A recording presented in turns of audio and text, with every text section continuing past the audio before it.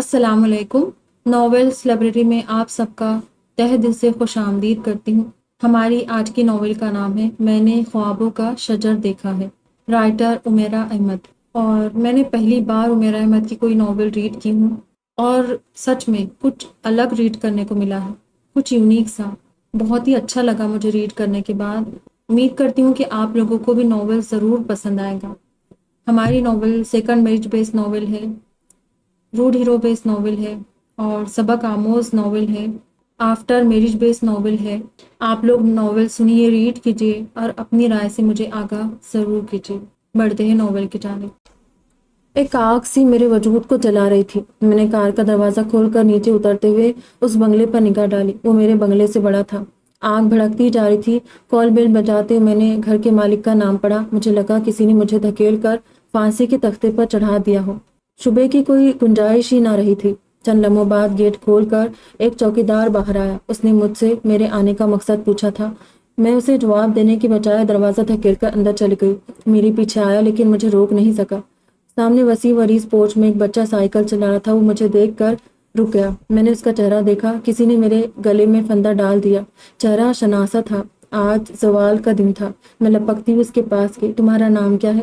ولید عمر۔ اس نے کچھ کنفیوز ہو کر جواب دیا۔ کسی نے پھندے کو کس دیا تھا۔ تمہاری امی کہاں ہیں؟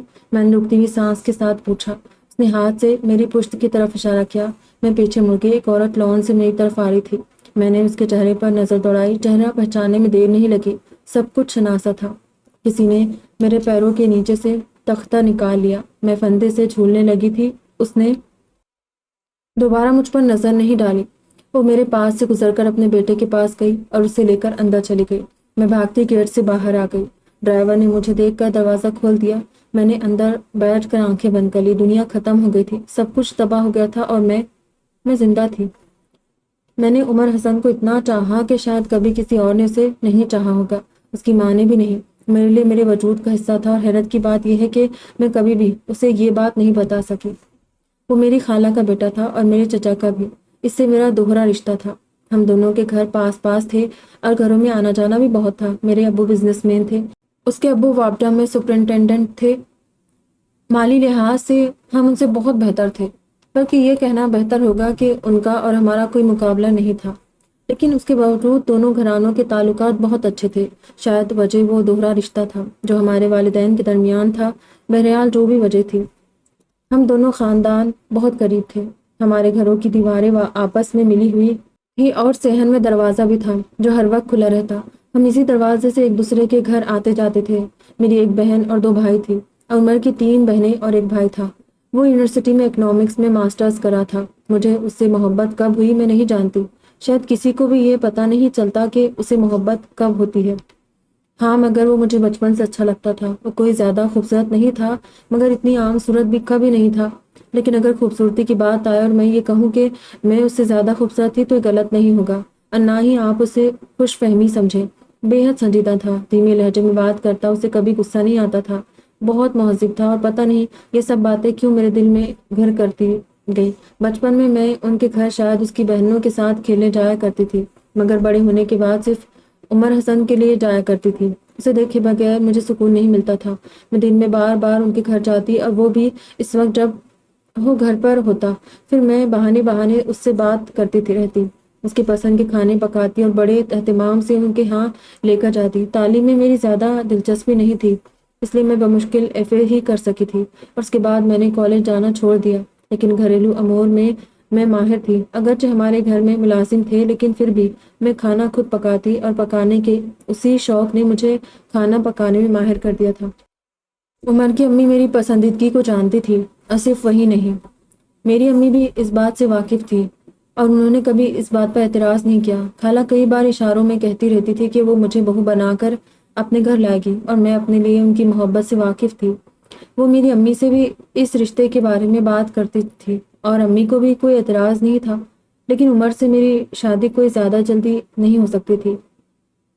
وہ گھر میں سب سے بڑا تھا اور اس سے چھوٹی 3 بہنیں تھیں، اور وہ تینوں جوان تھی۔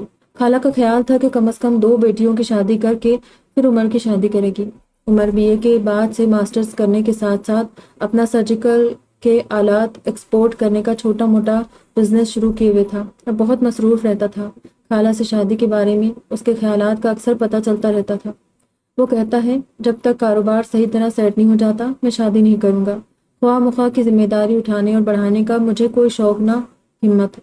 میں خالہ کے سامنے اس کی سوچ کی تعریف کرتی لیکن اندر ہی اندر میری اداسی بڑھتی جاتی۔ پھر بھی میں ان دنوں بہت خوش رہا کرتی۔ زندگی کا ہر راستہ رکاوٹ کے بغیر تھا۔ عمر مجھ سے باتیں کر لیتا تھا، بلکہ کافی باتیں کر لیتا تھا، مگر وہ سب عام باتیں۔ مجھے اس کی نظروں، اس کی باتوں میں جذبات دکھائی نہیں دیتے تھے جو میرے دل میں اس کے لیے تھے۔ وہ بڑی عام سی باتیں کرتا تھا۔ کباب بڑے اچھے بنائے ہیں، بناتی رہا کرو۔ آج چائے تم بناؤ کیونکہ چائے سے اچھی کوئی نہیں بنا سکتا، کیونکہ چائے تم سے اچھی کوئی نہیں بناتا۔ ٹی وی ذرا کم دیکھا کرو، کوئی فائدہ نہیں ہے ان بیکار چیزوں کو دیکھنے کا۔ تم نے پلانٹس کو بہت اچھے طریقے سے رکھا ہے، پورے گھر کو خوبصورت بنا دیا ہے تم نے۔ اس کی کوئی بات بھی ایسی نہیں ہوتی تھی جیسے بشرا رحمان اور رضیہ بٹ کے ناولوں کے ہیرو کی ہوتی تھی۔ نہ وہ فتح ہو جانے والی نظروں سے دیکھتا تھا، نہ وہ میرا آنچل پکڑ لیتا تھا، نہ وہ میرے لیے چھتوں پر آتا تھا، نہ وہ میرے بالوں میں پھول لگاتا تھا، نہ وہ میرے لیے پھولوں کے گجرے لاتا تھا، نہ میرے حسن کے قصیدے پڑھتا تھا، نہ وہ میری کلائی پکڑ کر ہاتھ میں پہنی چوڑیاں توڑتا تھا، نہ وہ میرے لباس کے رنگوں کی تعریف کرتا تھا۔ پھر بھی میرا دل تھا کہ روز بروز اس کے عشق میں ڈوبتا گیا۔ کبھی کبھی میرا دل کہتا میں اس سے سب کچھ کہہ دوں جو میرے دل میں اس کے لیے ہے۔ ہر دفعہ میں طے کر کے اس کے گھر جاتی، اسے دیکھتے ہی سب بھول جاتی۔ وہ حال چال پوچھتا، کوئی نصیحت کرتا، کبھی کچھ کھانے کو دے دیتا اور میں بڑی خاموشی سے اس کی وہی پرانی باتیں سن کر واپس گھر آ جاتی۔ گھر آ کر میں جھنجلاتی، کیا اسے نظر نہیں آتا کہ میری آنکھوں میں اس کے لیے کیا ہے؟ کیا وہ نہیں جانتا کہ میں اس کے گھر کس لیے جاتی ہوں؟ وہ آخر یہ سب کیوں نہیں سمجھ لیتا؟ یہ پہلی تو نہیں، پھر آخر وہ یہ سب کیوں کرتا ہے؟ اتنا بے خبر، اتنا انجان کیوں بنا ہوا ہے؟ کیا مرد اتنا بیوقوف ہوتا ہے؟ کیا اس کا دل نہیں ہوتا؟ میں سوچتی اور کمرے کے چکر لگاتی رہتی، پانی پیتی اور اپنے اندر کی آگ کو بجھاتی رہتی، گہرے سانس لیتی اور اپنے غصے کو ٹھنڈا کرتی رہتی۔ عمر حسن بیوقوف نہیں تھا اور اس کا دل بھی تھا، ہاں، مگر یہ دل کسی اور کے پاس تھا۔ اسے میں اس لیے نظر نہیں آتی تھی کیونکہ کوئی پہلے ہی اس کی نظر میں آ چکی تھی۔ ثنا اس کی کلاس فیلو تھی۔ عمر کب سے اسے پسند کرتا تھا یہ میں نہیں جانتی تھی، مگر وہ شروع سے ہی اس کے ساتھ پڑھتی تھی۔ دونوں کا ساتھ بہت پرانا تھا۔ ثنا کے والدین کسی کالج میں پڑھاتے تھے، 3 بہنیں تھیں اور وہ سب سے بڑی تھی۔ عمر نے کبھی کسی سے اس بات کا اظہار نہیں کیا کہ وہ کسی لڑکی کو پسند کرتا ہے، مگر جب اس نے فائنل ایئر کے پیپرز دے دیے تو پھر اس نے اپنی امی کو ثنا کے بارے میں بتایا اور ان سے کہا تھا کہ وہ اس کا رشتہ لے کر ان کے گھر جائے۔ خالہ نے اس کی بات ماننے سے صاف انکار کر دیا اور روتی دھوتی ہوئی ہماری طرف آ گئی تھی اور انہوں نے میری امی کو سارا قصہ سنا دیا تھا۔ میری امی کا رد عمل بھی خالہ جیسا ہی تھا، مگر پھر وہ نارمل ہو گئی تھی، مگر مجھے ایسا لگا تھا جیسے میرے دل کی حرکت بند ہو گئی تھی۔ عمر حسن کسی اور سے محبت کرتا ہے، کسی اور سے شادی کرنا چاہتا ہے، اور میرا کیا ہوگا؟ مجھ میں کیا نہیں تھا جو اسے مجھ سے محبت نہیں ہوئی؟ مجھے لگا تھا کسی نے میرے وجود کو گہری کھائی میں دھکیل دیا تھا۔ میری امی کو تھوڑی بہت پریشانی ہوئی، مگر پھر شاید انہوں نے خدا کا شکر ادا کیا ہوگا کہ انہوں نے میرا اور عمر حسن کا رشتہ طے نہیں کیا تھا۔ صرف زبانی کلامی ہی بات ہوئی تھی، ورنہ ان کی بہت بدنامی ہوتی، مگر انہیں کیا پتا تھا کہ تعلق دلوں میں بنتے ہیں، اور عمر حسن سے میرا جو تعلق بن چکا تھا وہ اب کبھی بھی نہیں ٹوٹتا۔ عمر خالہ کو بار بار مجبور کر رہا تھا کہ وہ اس کی بات مان لے اور رشتہ وہاں لے کر جائے، لیکن خالہ سختی سے اپنی ضد پر قائم تھی۔ عمر کے ابو کو اس رشتے پر کوئی اعتراض نہیں تھا، اگر کسی کو تھا صرف خالہ کو، لیکن جب سب گھر والوں نے انہیں مجبور کرنا شروع کر دیا تو انہوں نے یہ بہانہ کرنا شروع کر دیا کہ جب تک تینوں بیٹیوں کی شادی نہیں ہوگی وہ عمر کی شادی نہیں کرے گی، نہ ہی ابھی کہیں اس کی نسبت طے کرے گی۔ میں نے ان کے گھر آنا جانا کم کر دیا، مگر پھر بھی ان کے گھر کی ہر خبر کا مجھے علم ہوتا رہتا تھا۔ جب خالہ کسی طور بھی اس کا رشتہ لے جانے پر تیار نہیں ہوئی تو عمر حسن ماں سے ناراض ہو گیا، اس نے ان سے بول چال ختم کر دی تھی۔ وہ ان دنوں ویسے بھی اپنا کاروبار اچھی طرح اسٹیبلش کرنے کی کوشش کر رہا تھا اور بہت مصروف ہوتا تھا، لیکن ماں سے ناراض ہونے کے بعد وہ گھر میں صرف سونے کے لیے آیا کرتا۔ اس نے گھر میں کھانا بھی بند کر دیا تھا۔ خالہ ہر روز ہمارے گھر آتی اور کئی گھنٹے اس کی شکایتیں کرتی رہتی، مگر میں جانتی تھی یہ صرف شکایتیں نہیں تھی، وہ اس کے رویے سے بہت پریشان تھی۔ آخر وہ ان کا سب سے بڑا بیٹا تھا اور پھر کماؤ بھی۔ انہوں نے اپنی تینوں بیٹیاں اسی کے سہارے بیاہی نہیں تھی، کیونکہ میرے چچا کی ریٹائرمنٹ میں بس 1 سال رہ گیا تھا۔ انہیں یہ بھی خوف تھا کہ کہیں وہ گھر چھوڑ کر ہی نہ چلا جائے، اور اگر وہ ایسا کر بیٹھتا تو پھر وہ کیا کرتی؟ روز بروز خالہ کمزور پڑتی جا رہی تھی، ان کی ضد ختم ہو رہی تھی اور ان کی کمزوری مجھے بھی کمزور کر رہی تھی۔ یہ سوچ کر ہی میرا سانس رکنے لگتا تھا کہ کوئی اور لڑکی اس گھر میں عمر حسن کی بیوی بن کر آ جائے گی، اور میں کیا کروں گی؟ ان دنوں میں بہت دعائیں مانگتی رہتی تھی۔ شاید میں نے اپنی پوری زندگی میں اتنی دعائیں نہیں کی ہوگی جتنی میں نے ان دنوں کی تھی، مگر کچھ بھی نہیں ہوا تھا۔ ایک ہفتے بعد خالہ ثنا کا رشتہ مانگنے چلی گئی تھی اور ثنا کے گھر والوں نے فوری طور پر ہاں کر دی تھی۔ اس رات میں بہت روئی، اتنا روئی تھی کہ اگلی صبح میری آنکھیں کھل نہیں پا رہی تھی۔ مجھ پر کیا گزری تھی کوئی نہیں جانتا تھا۔ امی اسے میری بیوقوفی سمجھ رہی تھی۔ تمہارا تو دماغ خراب ہو گیا ہے، تمہارے رشتوں کی کیا کمی ہے، اور عمر میں کون سا سرخاب کے پر لگے ہیں؟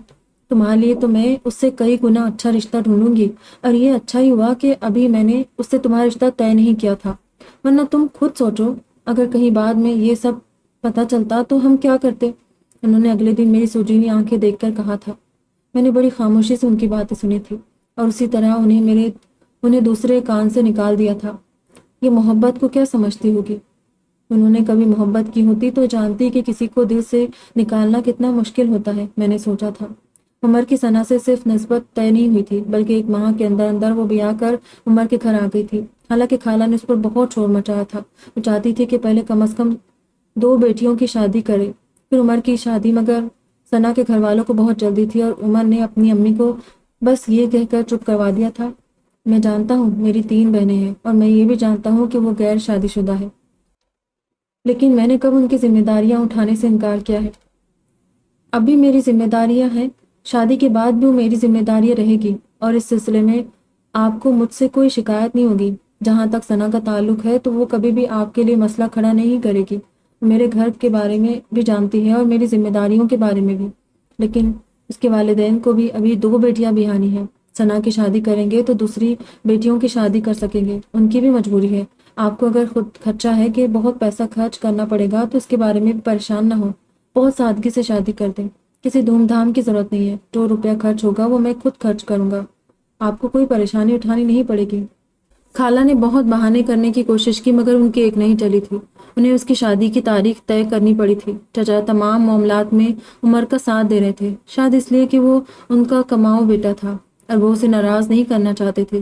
گھر میں اس کی شادی کی تیاریاں کوئی زیادہ جوش و خروش سے نہیں کی گئی تھی۔ اتنی جلدی اس کی شادی پر اس کی بہنیں بھی کچھ زیادہ خوش نہیں تھی، اور خالہ وہ تو کئی بار مجھے دیکھ کر رو پڑتی۔ میں جانتی تھی کہ وہ مجھ سے بہت محبت کرتی تھی، لیکن مجھے ان کی محبت سے کوئی فائدہ نہیں پہنچا تھا۔ خالہ نے بری میں اس کے لیے صرف 10 جوڑے تیار کروائے تھے اور سونے کا صرف ایک سیٹ تھا۔ خالہ کے پاس اپنی شادی کا کافی زیور تھا، اور پہلے کئی بار وہ مجھے اپنے زیور کی چیزیں دکھا کر کہتی کہ یہ میں نے عمر کی دلہن کے لیے رکھا ہے، مگر عمر کی شادی کے موقع پر انہوں نے اپنا کوئی بھی زیور ثنا کو نہیں دیا تھا۔ بہت سادگی سے شادی ہوئی تھی، مہندی وغیرہ کی کوئی رسم نہیں ہوئی تھی۔ خالہ نے شادی پر بہت قریبی عزیزوں کو بلایا تھا اور میں نہ چاہتے بھی اس کی شادی پر گئی تھی، کیونکہ یہ میری امی کی ضد تھی۔ وہ چاہتی تھی کہ مجھے کسی بات پر ماتم کرنے کے لیے گھر میں نہیں بیٹھنا چاہیے، اس طرح صرف دوسرے لوگ تماشا دیکھتے ہیں۔ میں دل پر جبر کرتے ہوئے اس کی شادی میں شریک ہوئی تھی۔ عمر حسن بہت خوش تھا، میں نے اس سے پہلے کبھی اس کو اتنا خوش نہیں دیکھا تھا۔ اس کا ہر کہکہ میرے دل کا خون کرا تھا۔ اس کی بیوی خوبصورتی میں کسی طور بھی میرے مقابل نہیں آ سکتی تھی، دلہن بن کر خوبصورت لگ رہی اور اس دن میں دلہن نہ ہوتے ہوئے بے تحاشا خوبصورت لگ رہی تھی۔ اس رات شادی سے واپس آنے کے بعد میں کمرہ بند کر کے ڈریسنگ ٹیبل کے سامنے بیٹھ گئی۔ آئینہ کہہ رہا تھا کہ میں بے حد خوبصورت ہوں اور آج تو قیامت ہی ڈھا رہی ہوں۔ لوگ کہتے ہیں میں خوبصورت ہوں اور لوگ جھوٹ نہیں بولتے، پھر بھی عمر حسن تمہیں میرا حسن نظر کیوں نہیں آیا؟ اس کی کون سی چیز مجھ سے بہتر ہے؟ آنکھیں، بال، ہونٹ، ناک، رنگت، کسی چیز میں بھی تو ہو جو مجھ سے بہتر نہیں ہے، پھر بھی تم نے اسی کو کیوں چنا، مجھے کیوں نہیں؟ میں ساری دنیا کے لیے غلط ہو سکتی ہوں مگر خدا جانتا ہے تمہیں تو میں نے دل سے چاہا تھا، کم از کم تمہارے لیے تو میرے دل میں کوئی کھوٹ نہیں تھا۔ پھر بھی عمر حسن آخر تم مجھے کیوں نہیں ملے؟ اس رات میں بالکل بلک کر روئی تھی، اس رات میں سو ہی نہیں سکی، ایک آگ تھی جو میرے وجود کو جلانے لگی تھی۔ وہ ثنا کو کیوں لایا ہے؟ اس سے محبت کیوں ہوئی ہے؟ آج وہ ہنس رہا تھا، بے حد خوش تھا، پتہ نہیں آج وہ اس سے کیا کیا وعدے کر رہا ہوگا۔ وہ سب باتیں جو میں اس کے منہ سے اپنے لیے سننا چاہتی تھی آج وہ اس سے کہہ رہا ہوگا، اور اسے احساس بھی نہیں ہے کہ اس نے مجھے تباہ کر دیا ہے، برباد کر دیا ہے۔ میں جلے پیر کی بلی کی طرح کمرے کے چکر کاٹ رہی کاش ثنا مر جائے، کاش وہ آج ہی مر جائے۔ میں جو بد دعا اسے دے سکتی تھی میں نے دی تھی، مگر جس کی دعا میں اثر نہیں ہوتا اس کی بد دعا میں کیا اثر ہوگا؟ قیامت تو صرف وہی تھی جو مجھ پر گزر گئی تھی۔ دوسروں کے لیے تو دنیا ابھی باقی تھی، اور ثنا اور عمر کے لیے تو زندگی شاید ابھی شروع ہوئی تھی۔ پتہ نہیں کیا بات تھی، لیکن عمر حسن سے میری محبت میں کمی آنے کے بجائے اور شدت آ گئی تھی۔ جتنی شدت سے میں اس سے محبت کرتی تھی اتنی ہی شدت سے میں ثنا سے نفرت کرتی تھی۔ میں نے سوچ رکھا تھا کہ جب عمر کی شادی ہو جائے گی تو پھر میں کبھی خالہ کے گھر نہیں جاؤں گی، لیکن میں اپنے اس فیصلے پر قائم نہیں رہ سکی۔ میں اس شادی کے بعد بھی اس کے گھر پہلے ہی کی طرح جاتی رہی، بلکہ شاید پہلے سے بھی زیادہ، اور خالہ پہلے سے بھی زیادہ میری خاطر مدارات کرتی۔ ثنا کے ساتھ ان کا رویہ بے حد روکھا اور خشک ہوتا تھا، اور مجھے بہت اچھا لگتا تھا ان کی یہ کڑوی باتیں سن کر۔ شروع میں میرے ساتھ بھی ثنا کا رویہ بے حد گرم جوش تھا، لیکن میں اس سے زیادہ بات کرنا پسند نہیں کرتی تھی۔ وہ اگر کبھی مجھے کوئی چیز کھانے کے لیے لا کر دیتی تو میں اسے ہاتھ تک نہ لگاتی۔ مجھ سے کوئی بات پوچھتی تو میں اس کی بات کا جواب دینے کے بجائے خالہ کے ساتھ باتوں میں مصروف ہو جاتی۔ میرے پاس بیٹھی رہتی اور میں ایک بار بھی اس کی طرف دیکھنا پسند نہ کرتی۔ رفتہ رفتہ اسے میری ناپسندیدگی کا احساس ہو گیا اور اس نے خود ہی میرے پاس بیٹھنا کم کر دیا۔ اب میرے جانے پر وہ پہلے کی طرح میرا حال بھی نہیں پوچھتی تھی، اور میں یہ چاہتی تھی۔ اس نے عمر حسن کو مجھ سے چھینا تھا، اور یہ نقصان اتنا بڑا تھا کہ میں کسی صورت بھی اسے معاف کرنے کو تیار نہیں تھی۔ وہ اگر عمر حسن کی زندگی میں نہ آتی تو یہ میں تھی جسے وہ چاہتا، جو اس گھر میں ہوتی، مگر اس نے عمر حسن پر ایسا جادو کیا تھا کہ وہ اس کا ہو گیا۔ کبھی جب میں شام کو خالہ کے گھر جاتی تو سج سنور کر پھر رہی ہوتی، میری آنکھیں دھواں دھواں ہونے لگتی، میرا دل چاہتا میں اس کے بال نوچوں، اس کے کپڑے پھاڑ ڈالوں، اس کا چہرہ اپنے ناخنوں سے بگاڑ دوں۔ اور کتنے حربے آزمائے گی تو چڑیل، اور کتنے حربے آزمائے گی، اس کے دل میں تو پہلے ہی بسی ہے، ابھی یہ چلتر کس لیے کر رہی ہے؟ میرا دل چلاتا، میری سانس تیز ہو جاتی، اور میں رکے بغیر خالہ سے باتیں کرتی رہتی، اور میں کیا کرتی؟ ثنا سے نفرت میں اکیلی نہیں تھی، خالہ مجھ سے بھی زیادہ نفرت کرتی تھی، اور وہ اپنی باتوں سے اس کا اظہار کرتی رہتی جو شاید میں نہیں کر سکتی تھی۔ انہوں نے شروع سے ہی ثنا سے کسی التفات کا اظہار نہیں کیا تھا، بلکہ اپنی باتوں کے ذریعے انہوں نے اس گھر میں اس کی حیثیت سے اسے آگاہ کر دیا تھا۔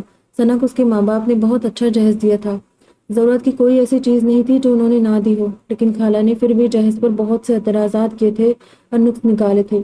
لیکن عمر شاید پہلے ہی ثنا کو خالہ کے رویے کے بارے میں آگاہ کر چکا تھا، اس لیے خالہ کے کسی بھی طعنے اور بات پر وہ ناراض ہوتی نہ کچھ کہتی، بلکہ خاموشی سے اپنے کمرے میں چلی جاتی، اور میرے اور خالہ کے غصے میں اضافہ ہو جاتا تھا، کیونکہ ہماری خواہش ہوتی کہ وہ جواب میں کچھ کہے، اپنی ناپسندیدگی کا اظہار کرے اور بات بڑھے، لیکن وہ کبھی اس کا موقع نہیں دیتی۔ یہ پڑھی لکھی لڑکیاں بڑی میسنی اور گھنی ہوتی ہے، بڑے فریب آتے انہیں۔ یہ ابھی تو آپ کے سامنے معصوموں کی طرح منہ بند کر کے بیٹھ پھرتی ہے، مگر بعد میں عمر کو سب کچھ بتاتی ہوگی۔ میں ہر دفعہ خالہ کے گھر جانے پر ان کے کان میں کچھ نہ کچھ ضرور انڈیل کراتی۔ خالہ کو میری ہر بات پر یقین آ جاتا، اور ثنا سے ان کی نفرت اور بڑھ جاتی۔ ثنا کی عادتیں اور مزاج بے حد عجیب تھا، وہ بے حد ٹھنڈے مزاج کی مالک تھی۔ وہ ایک بڑے گھر سے چھوٹے گھر میں آئی تھی، لیکن پھر بھی اس میں نہ نخرہ تھا، نہ غرور، اور نہ ہی اسے کسی بات پر شکوہ تھا۔ خاموشی سے خالہ کی باتیں سنتی اور کسی رد عمل کا اظہار نہ کرتی۔ شادی کے کچھ ہی عرصے بعد خالہ نے اسے گھر کے کاموں پر لگا دیا تھا۔ اس نے گھر کا کام کرنا شروع کر دیا، لیکن وہ صرف ایک وقت کا کھانا پکاتی تھی، برتن اور کچن صاف کرتی تھی، اور صحن اور ڈرائنگ روم کی ذمہ داری اس نے اپنے سر لی تھی۔ خالہ کی لاکھ چیخ و پکار اور نندوں کے بسورے ہوئے چہروں کے باوجود اس نے پورے گھر کی ذمہ داری نہیں لی تھی۔ وہ خالہ کی باتیں سن لیتی تھی، لیکن پھر بھی کام وہ صرف اتنا ہی کرتی تھی جتنا اس نے کہا تھا۔ خالہ کو اس پر بے حد طیش آتا۔ ایک ہفتے تک وہ عمر کے کان بھی کھاتی رہی کہ ثنا گھر کے کام میں دلچسپی نہیں لیتی، لیکن اس کے پاس ایک ہی جواب تھا: امی، میں اسے نوکرانی بنا کر نہیں لایا ہوں، وہ اس گھر کی ایک فرد ہے۔ جتنا کام اسما، زیب اور یاسمین کرتی ہے اتنا ہی کام وہ بھی کرتی ہے، ظاہر ہے ان سے زیادہ تو نہیں کر سکتی، پھر آپ کو کس بات پر اعتراض ہے؟ اب اگر وہ سب لوگوں کے کپڑے نہیں دھوتی تو ٹھیک ہے، وہ اپنے اور میرے کپڑے دھو لیتی ہے، آپ کے ابو کے بھی دھو سکتی ہے، لیکن باقی لوگ اپنی ذمہ داری خود اٹھا سکتے ہیں، اور مجھے تو اس سے یہ کہتے ہوئے بھی شرم آئے گی کہ وہ میری بہنوں اور بھائی کے کپڑے دھوئے۔ بڑی اطمینان سے کہہ دیتا، اور خالہ کے تن بدن میں آگ لگ جاتی، مگر عمر پر کوئی اثر نہیں ہوتا۔ وہ بھی ثنا کی طرح امی کی باتیں سنتا رہتا اور چپ رہتا۔ امی ان دنوں بڑے زور و شور سے میرے لیے رشتہ ڈھونڈ رہی تھی۔ بعض رشتے انہیں کسی وجہ سے پسند نہ آتے، اور جو انہیں پسند آتے انہیں میں ٹھکرا دیتی۔ میں شادی کرنا ہی نہیں چاہتی تھی۔ میں جو جگہ عمر حسن کو دے چکی تھی وہ اب کسی اور کو نہیں دے سکتی تھی، مگر میں یہ بات ان سے نہیں کہہ سکتی تھی۔ ہاں، جو کام میں کر سکتی تھی وہ کر رہی تھی۔ خالہ نے اسما کی شادی طے کر دی تھی۔ اس کی شادی عمر جتنی سادگی سے تو نہیں ہوئی، مگر زیادہ دھوم دھام سے بھی نہیں ہوئی۔ خالہ نے اپنے زیورات کا ایک حصہ اسے دے دیا تھا۔ کچھ چیزیں اس کے جہیز کے لیے خالہ نے پہلے سے تیار کر کے رکھی ہوئی تھی، باقی اشیاء کا انتظام عمر نے کیا تھا۔ خالہ نے بھی ضرورت کی ہر چیز اسما کو دی تھی، بلکہ بعض غیر ضروری چیزیں بھی۔ عمر نے دبی زبان سے اعتراض کیا، مگر خالہ نے اسے آڑے ہاتھوں لیا۔ وہ یہ سارے اخراجات ضد میں کر رہی تھی۔ اگر اپنی شادی کے لیے تمہارے پاس پیسہ آ سکتا ہے تو کیا بہن کے لیے نہیں آ سکتا؟ اس وقت تو بڑا کہہ رہے تھے کہ ہر ذمہ داری پوری کروں گا، اب کیا بیوی کی نصیحتیں یاد آنے لگی ہے؟ عمر کا چہرہ ان کی بات پر سرخ ہو گیا تھا، مگر وہ خاموشی سے وہاں سے اٹھ کر چلا گیا۔ میں تب خالہ کے پاس ہی بیٹھی تھی اور چچا اور زیب بھی پاس ہی تھے۔ خالہ اس کے جانے کے بعد بھی بڑبڑاتی رہی۔ عمر نے اس کے بعد کسی چیز پر اعتراض نہیں کیا تھا، وہ بس خاموشی سے خالہ کے احکامات سر انجام دیتا رہا۔ خالہ نے جہیز پر کافی روپے خرچ کر دیے، مگر انہیں اس لیے اس کا زیادہ احساس نہیں ہوا کیونکہ انہوں نے اپنے پاس سے بہت کم روپے خرچ کیے تھے۔ کچھ رقم چچا نے انہیں دی تھی، جبکہ باقی ساری رقم عمر نے دی تھی۔ اسما کی شادی کے 3 ماہ بعد ہی عمر کے ایک دوست کی معرفت زیب کا رشتہ بھی طے ہو گیا۔ ان لوگوں کو بھی شادی کی جلدی تھی۔ ایک بار پھر خالہ نے اسما کی شادی کی طرح زیب کی شادی کی تیاریاں شروع کر دی تھی۔ عمر نے پہلے کی طرح خالہ کو کچھ رقم دی، مگر خالہ کے لیے وہ رقم بہت کم ثابت ہوئی۔ انہوں نے 3 بار عمر سے اور رقم مانگ لی۔ اس نے بڑی خاموشی سے ان کا مطالبہ پورا کر دیا۔ زیب کی شادی میں نے ثنا کو نئے زیورات پہنے دیکھا اور میں نے خالہ کی توجہ بھی اس طرف مبذول کروائی۔ ہاں، بیوی کو عیاشی نہیں کروائے گا تو کیا ماں بہنوں کو کروائے گا؟ بیوی کے لیے نیا سیٹ بھی بن گیا، چوڑیاں بھی بن گئی، اور اسے اتنی توفیق بھی نہیں ہوئی کہ بہن کو ایک انگوٹھی ہی ڈال دیتا۔ میں نے ہی اپنا زیور اسے دیا ہے، اور پھر ثنا کے پاس زیور کی کون سی کمی تھی؟ 3 سیٹ اور 12 چوڑیاں تو اسے اپنے میکے سے ملے تھے، اور ایک سیٹ ہماری طرف سے بھی دیا گیا تھا۔ پھر بھی دیکھو اس نواب زادے کو، کیسے چپ چھپاتے بیوی کو زیور لے کر دے دیا۔ خالہ کافی ناراض تھی، اور زیب کی رخصتی کے فوراً بعد انہوں نے سب کے سامنے ہی عمر سے اس ناراضگی کا اظہار کر دیا تھا۔ ثنا خاموشی سے اٹھ کر اندر چلی گئی، جبکہ وہ سر جھکائے بیٹھا رہا، لیکن اس کے چہرے پر بھی غصے کے آثار نمایاں تھے۔ جب خالہ کی ڈانٹ ڈپٹ اور طعنے زیادہ ہو گئے تو وہ اٹھ کر اندر چلا گیا۔ خالہ کی ناراضگی میں اور اضافہ ہو گیا۔ عمر کی شادی کو 1.5 سال ہو رہا تھا، لیکن ابھی تک ان کے ہاں اولاد نہیں ہوئی تھی۔ ان دونوں کو دیکھ کر جیسے انہیں اس کی زیادہ پرواہ ہے بھی نہیں۔ جب کبھی خالہ پوتے پوتیوں کا ذکر چھیڑتی اور ثنا کو کچھ کہتی تو وہ تو چپ رہتی، لیکن عمر اس ذکر کو بڑی لاپرواہی سے ٹال دیتا۔ بعض دفعہ مجھے ثنا ایک جادوگرنی کی طرح لگتی تھی۔ اس نے پتہ نہیں عمر پر کیا منتر پھونکا ہوا تھا کہ اس کی کوئی کمزوری عمر کو نظر آتی ہی نہ تھی۔ وہ خالہ کی باتوں پر کان دھرتا تھا، نہ گھر والوں کی شکایتوں پر، اور اس کی اس عادت نے میرے حسد کو اور بھڑکا دیا تھا۔ پتہ نہیں کیا ہوا تھا، مگر آہستہ آہستہ اس کا کاروبار بڑھنے کے بجائے گھٹتا ہی گیا تھا۔ باہر سے ایکسپورٹ کے آرڈرز ملنا پہلے سے کم ہوئے اور پھر آہستہ آہستہ بند ہی ہو گئے۔ ان دنوں میں جب بھی خالہ کے گھر جاتی ان کے ہونٹوں پر کاروبار کا ذکر ہوتا۔ اچھا بھلا کام چل رہا تھا، مگر جب سے چڑیل گھر میں آئی ہیں آہستہ آہستہ کاروبار ختم ہی ہو گیا۔ وہ بلند آواز سے ثنا کو کوسنے دیا کرتی تھی، اور تب پہلی بار میں نے اسے پریشانی میں دیکھا، اور یہ احساس میرے دل کو بے حد تقویت پہنچا رہا تھا کہ اب وہ تکلیف میں وقت گزارے گی، اب وہ لڑے گی، چیخے گی، چلائے گی۔ آخر وہ انسان تھی، اور پچھلے 1.5 سال سے وہ عیش ہی تو کر رہی تھی۔ مجھے عمر حسن سے ہمدردی تھی۔ اگر یہ حالت ثنا سے شادی کرنے سے پہلے ہوتی تو میں اپنا سب کچھ اس پر نچھاور کر دیتی۔ میں ابو کو مجبور کرتی کہ وہ اس کی مدد کرے، لیکن اب نہیں۔ اب میں اس کی مدد نہیں کر سکتی تھی۔ اب میں اسے بھی تکلیف میں دیکھنا چاہتی تھی۔ اسے بھی تو پتہ چلنا چاہیے تھا کہ جب مٹھی میں جکڑی ہوئی چیزیں پھسل جاتی ہے اور لاکھ کوشش کرنے کے باوجود ہاتھ نہیں آتی تو کیسا لگتا ہے۔ اس کو بھی تو معلوم ہونا چاہیے تھا کہ جس چیز کی سب سے زیادہ ضرورت ہو اور وہ آپ کے پاس نہ رہے تو کیا ہوتا ہے۔ میں ان کے گھر جاتی رہتی تھی، میں چہرے دیکھتی رہتی تھی۔ پہلے وہ بہت مصروف ہوتا تھا اور بہت کم ہی گھر پر نظر آتا تھا، مگر اب وہ اکثر گھر پر نظر آیا کرتا تھا۔ پچھلے کئی سالوں سے اس کے چہرے پر جو رونق رہتی تھی وہ غائب ہونے لگی تھی۔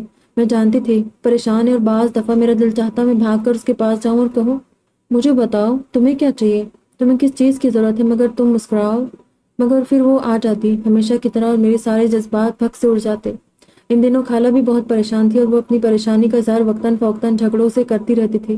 ان جھگڑوں کا نشانہ ثنا بنتی، اور اب تو خالہ عمر کو بھی طعنے دینے لگی تھی۔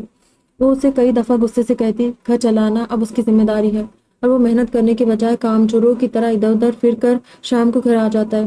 اسے فکر ہی نہیں ہے کہ گھر میں کچھ پکانے کے لیے ہے یا نہیں، اور گھر کا خرچ کہاں سے چل رہا ہے۔ بعض دفعہ خالہ میرے سامنے یہ کہتی اور وہ سرخ چہرے کے ساتھ وہاں سے چلا جاتا۔ اگر ثنا وہاں ہوتی تو مجھے خالہ کی یہ ڈانٹ پھٹکار بہت اچھی لگتی، اگر وہ نہ ہوتی تو مجھے اس پر بے اختیار ترس آتا۔ چند ماہ سے خالہ کو گھر کے خرچ کے لیے پیسے نہیں دے رہا تھا اور خالہ کو چچا کی پینشن میں ہی گزارا کرنا پڑ رہا تھا۔ وہ رقم اتنی زیادہ نہیں ہوتی تھی کہ بآسانی گھر کا خرچ چلایا جا سکے۔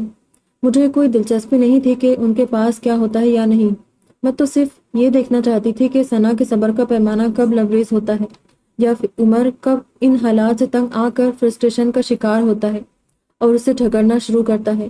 مگر ایسا نہیں ہو رہا تھا۔ وہ دونوں بہت بڑے فریبی تھے، یا پھر شاید ایکٹر تھے۔ انہیں اپنے جذبات چھپانا بہت اچھی طرح آتا تھا، اور پتہ نہیں انہیں ایک دوسرے کے وجود سے الجھن کیوں نہیں ہوتی تھی۔ مجھے ثنا پر زیادہ حیرت ہوتی تھی۔ آخر عمر میں تھا ہی کیا جو اس نے اس کا انتخاب کیا، اور اب کیا کر رہا ہے جو اس کے ساتھ رہ رہی تھی۔ وہ گھر کا خرچ نہیں چلا پا رہا تھا تو اسے کیا دیتا ہوگا؟ اسے وحشت نہیں ہوتی اس گھر کے ماحول سے؟ اسے چلے جانا چاہیے وہاں سے۔ میں نے سوچا اور سوچتی ہی رہی، مگر پتہ نہیں وہ کس مٹی سے بنی تھی۔ گھر چھوڑ کر جانے کے بجائے ایک دن مجھے پتہ چلا کہ اس نے کہیں جاب کر لی ہے۔ ہمارے خاندان میں پہلی بار ایسا ہوا تھا کہ کسی نے جاب کی ہو۔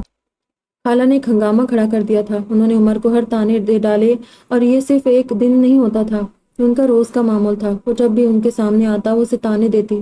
بعض دفعہ مجھے اس پر بے حد رحم آتا، مگر خالہ کو رحم نہیں آتا تھا۔ عمر نے سب کچھ سننے کے باوجود ثنا کو نوکری سے نہیں روکا تھا۔ مجھے ذاتی طور پر ثنا کی جاب پر بے حد خوشی ہوئی۔ یہ پہلا ایسا قدم تھا جو چھٹکارے کی طرف تھا۔ میں جانتی تھی کام کرنے والی عورتیں زیادہ دیر تک نکھٹو شوہر برداشت نہیں کرتی، اور عمر کے پاس اب کچھ بھی نہیں تھا۔ اس کا دفتر تقریباً بند ہو چکا تھا اور ان دنوں وہ خود جاب کی تلاش میں رہنے لگا تھا۔ ثنا کے نوکری کرنے سے یہ ہوا کہ عمر نے ایک بار پھر سے گھر میں خرچ کے لیے پیسے دینا شروع کر دیے۔ ظاہر ہے کہ پیسے ثنا کی تنخواہ کے ہی ہوتے تھے، اور خالہ ان دونوں کو درجنوں تانے اور گالیاں دینے کے باوجود بھی وہ پیسے لے لیتی تھی۔ انہیں پتہ تھا کہ صرف پینشن سے گھر نہیں چل سکتا۔ چچا نے بھی ایک پارٹ ٹائم جاب ڈھونڈ لی، اور کم از کم یہ ضرور ہو گیا کہ اب خالہ ہر دوسرے چوتھے روز امی کے پاس ادھار مانگنے نہیں آیا کرتی تھی۔ کچھ وقت اور اسی طرح گزر گیا۔ میری امیدیں ابھی بھی قائم تھی، یہ رشتہ ختم ہو جائے گا، رہنے والا نہیں، بس دیکھو کہ اور کتنا وقت لگتا ہے۔ میں خود کو تسلی دیتی رہتی، اس کے علاوہ ان دنوں میرے پاس کرنے کے لیے کچھ بھی نہیں ہوتا۔ اس دن بھی میں خالہ کے گھر تھی جب ثنا کی دو فرینڈز اس سے ملنے آئی تھی۔ وہ ان کے ساتھ ڈرائنگ روم میں بیٹھی تھی جب اچانک خالہ نے مجھ سے کہا کہ میں جا کر ان کی باتیں سنوں اور انہیں بتاؤں کہ وہ اپنی فرینڈ سے کیا کہہ رہی ہے۔ اس سے پہلے خالہ اکثر یاسمین کے ذریعے اس پر نظر رکھتی تھی، مگر اس دن یاسمین گھر پر نہیں تھی، سو خالہ نے یہ کام مجھے سونپ دیا۔ ایک عجیب سی سنسنی میرے جسم میں دوڑ گئی تھی۔ یہ نہیں تھا کہ میں زندگی میں پہلی دفعہ یہ کام کر رہی تھی، مگر پھر بھی ایک عجیب سا جوش تھا میرے اندر۔ دھڑکتے دل اور دبے قدموں سے میں ڈرائنگ روم کی اس کھڑکی سے کان لگا کر کھڑی ہو گئی جو گھر کے دائیں طرف والی گلی میں کھلتی تھی۔ مجھے کافی احتیاط سے وہاں جانا پڑا تھا کیونکہ گلی کافی تنگ تھی اور جا بجا گملے رکھے ہوئے تھے جن میں پینری لگائی گئی تھی۔ کچھ لکڑی کا پرانا فرنیچر بھی وہاں پڑا ہوا تھا۔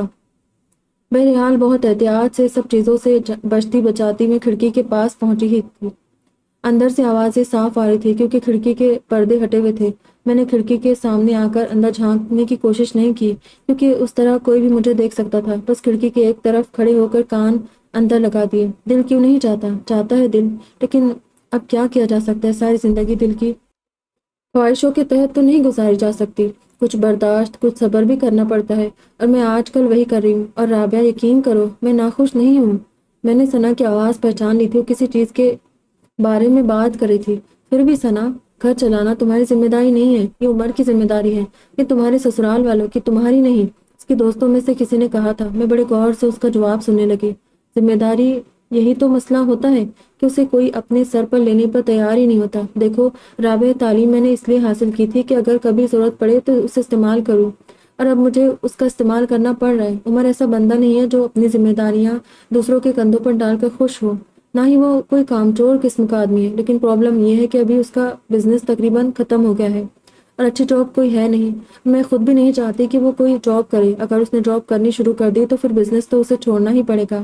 اتنی محنت سے جو اس نے ایک فرم، ایک آفس بنایا، ہو سکتا ہے وہ دوبارہ کبھی نہ بنا سکے۔ بزنس میں اچھا برا وقت تو آتا ہی ہے، ہو سکتا ہے یہ برا وقت بھی تھوڑے عرصے کے لیے ہو، اس لیے میں نہیں چاہتی کہ وہ صرف گھر کا خرچ چلانے کے لیے جاب کرنے پر مجبور ہو جائے۔ برا وقت تو مل کر گزار لیں تو پھر ہمارا رشتہ اتنا مضبوط ہو جائے گا کہ کوئی چیز اس پر اثر انداز نہیں ہو سکے گی۔ مجھے اس کی باتوں سے جلن ہونے لگی تھی، وہ ابھی بھی نا امید نہیں تھی۔ اور بچوں کے بارے میں کیا سوچا ہے؟ کیا اپنا خاندان بڑھانا نہیں ہے؟ اس دفعہ ایک دوسری آواز نے پوچھا تھا۔ دیکھو سعدیہ، ابھی بچے پیدا کر کے کیا کرنا ہے؟ بچوں کے لیے ابھی ہمارے پاس ہے کیا؟ انہیں تو کم از کم اس طرح نہیں رکھ سکتے جس طرح ہم رہ رہے ہیں۔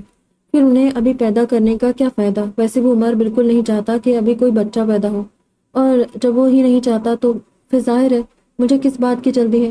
پھر بھی ثنا، تمہاری شادی کو 2 سال سے زیادہ کا عرصہ ہو گیا ہے، کہ تمہارے سسرال والے کوئی اعتراض نہیں کرتے ہیں؟ میری ساس تانے وغیرہ بھی دیتی ہے، مگر ہم دونوں اس کے بارے میں فیصلے پہلے ہی کر چکے تھے، اس لیے نہ میں پرواہ کرتی ہوں نہ عمر، اور جب عمر کو پرواہ نہیں ہے تو پھر ظاہر ہے میں کیوں پریشان ہوں گی۔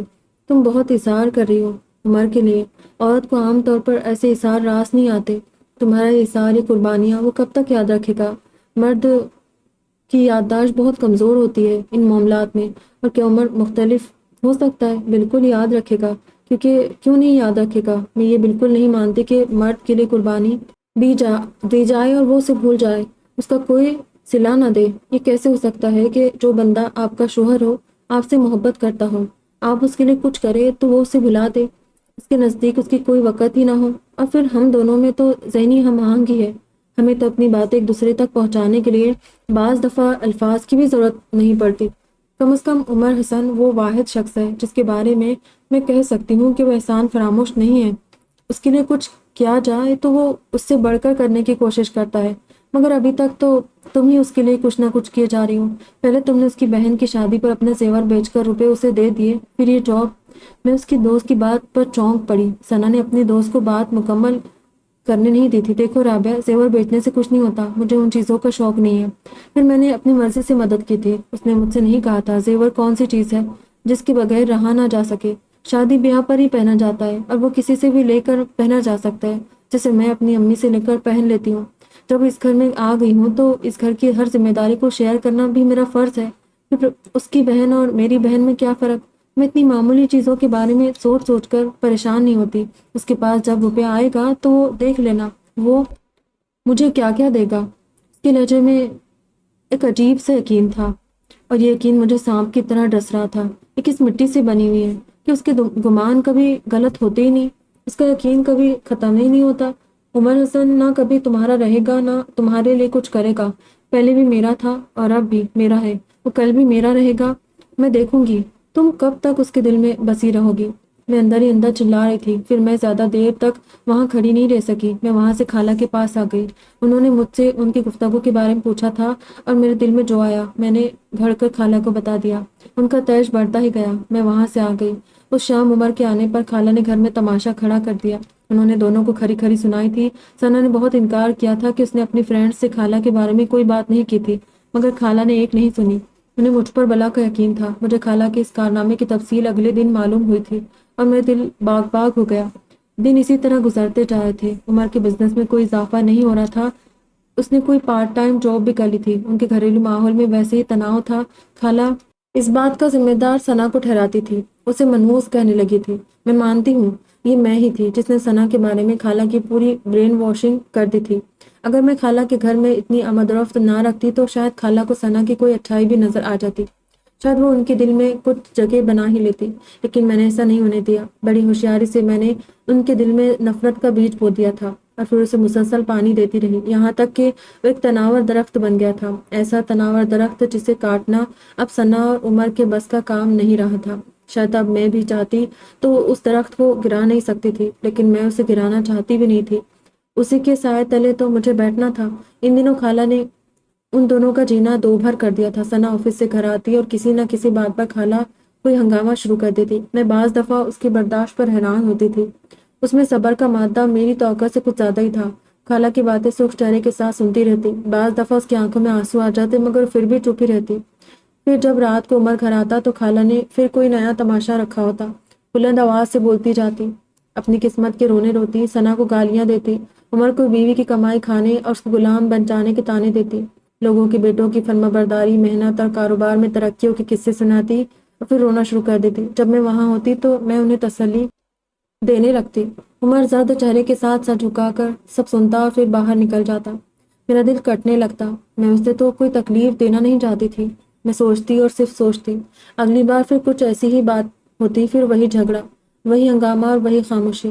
پھر ایک دن پتہ چلا کہ عمر نے چچا سے ان کی گریجویٹی کی رقم مانگی ہے تاکہ وہ اپنے کاروبار میں لگا سکے۔ چچا نے صاف انکار کر دیا تھا۔ ہم لوگوں نے اس سے کہہ دیا تھا کہ اب اسے کوئی رقم نہیں دے سکتے۔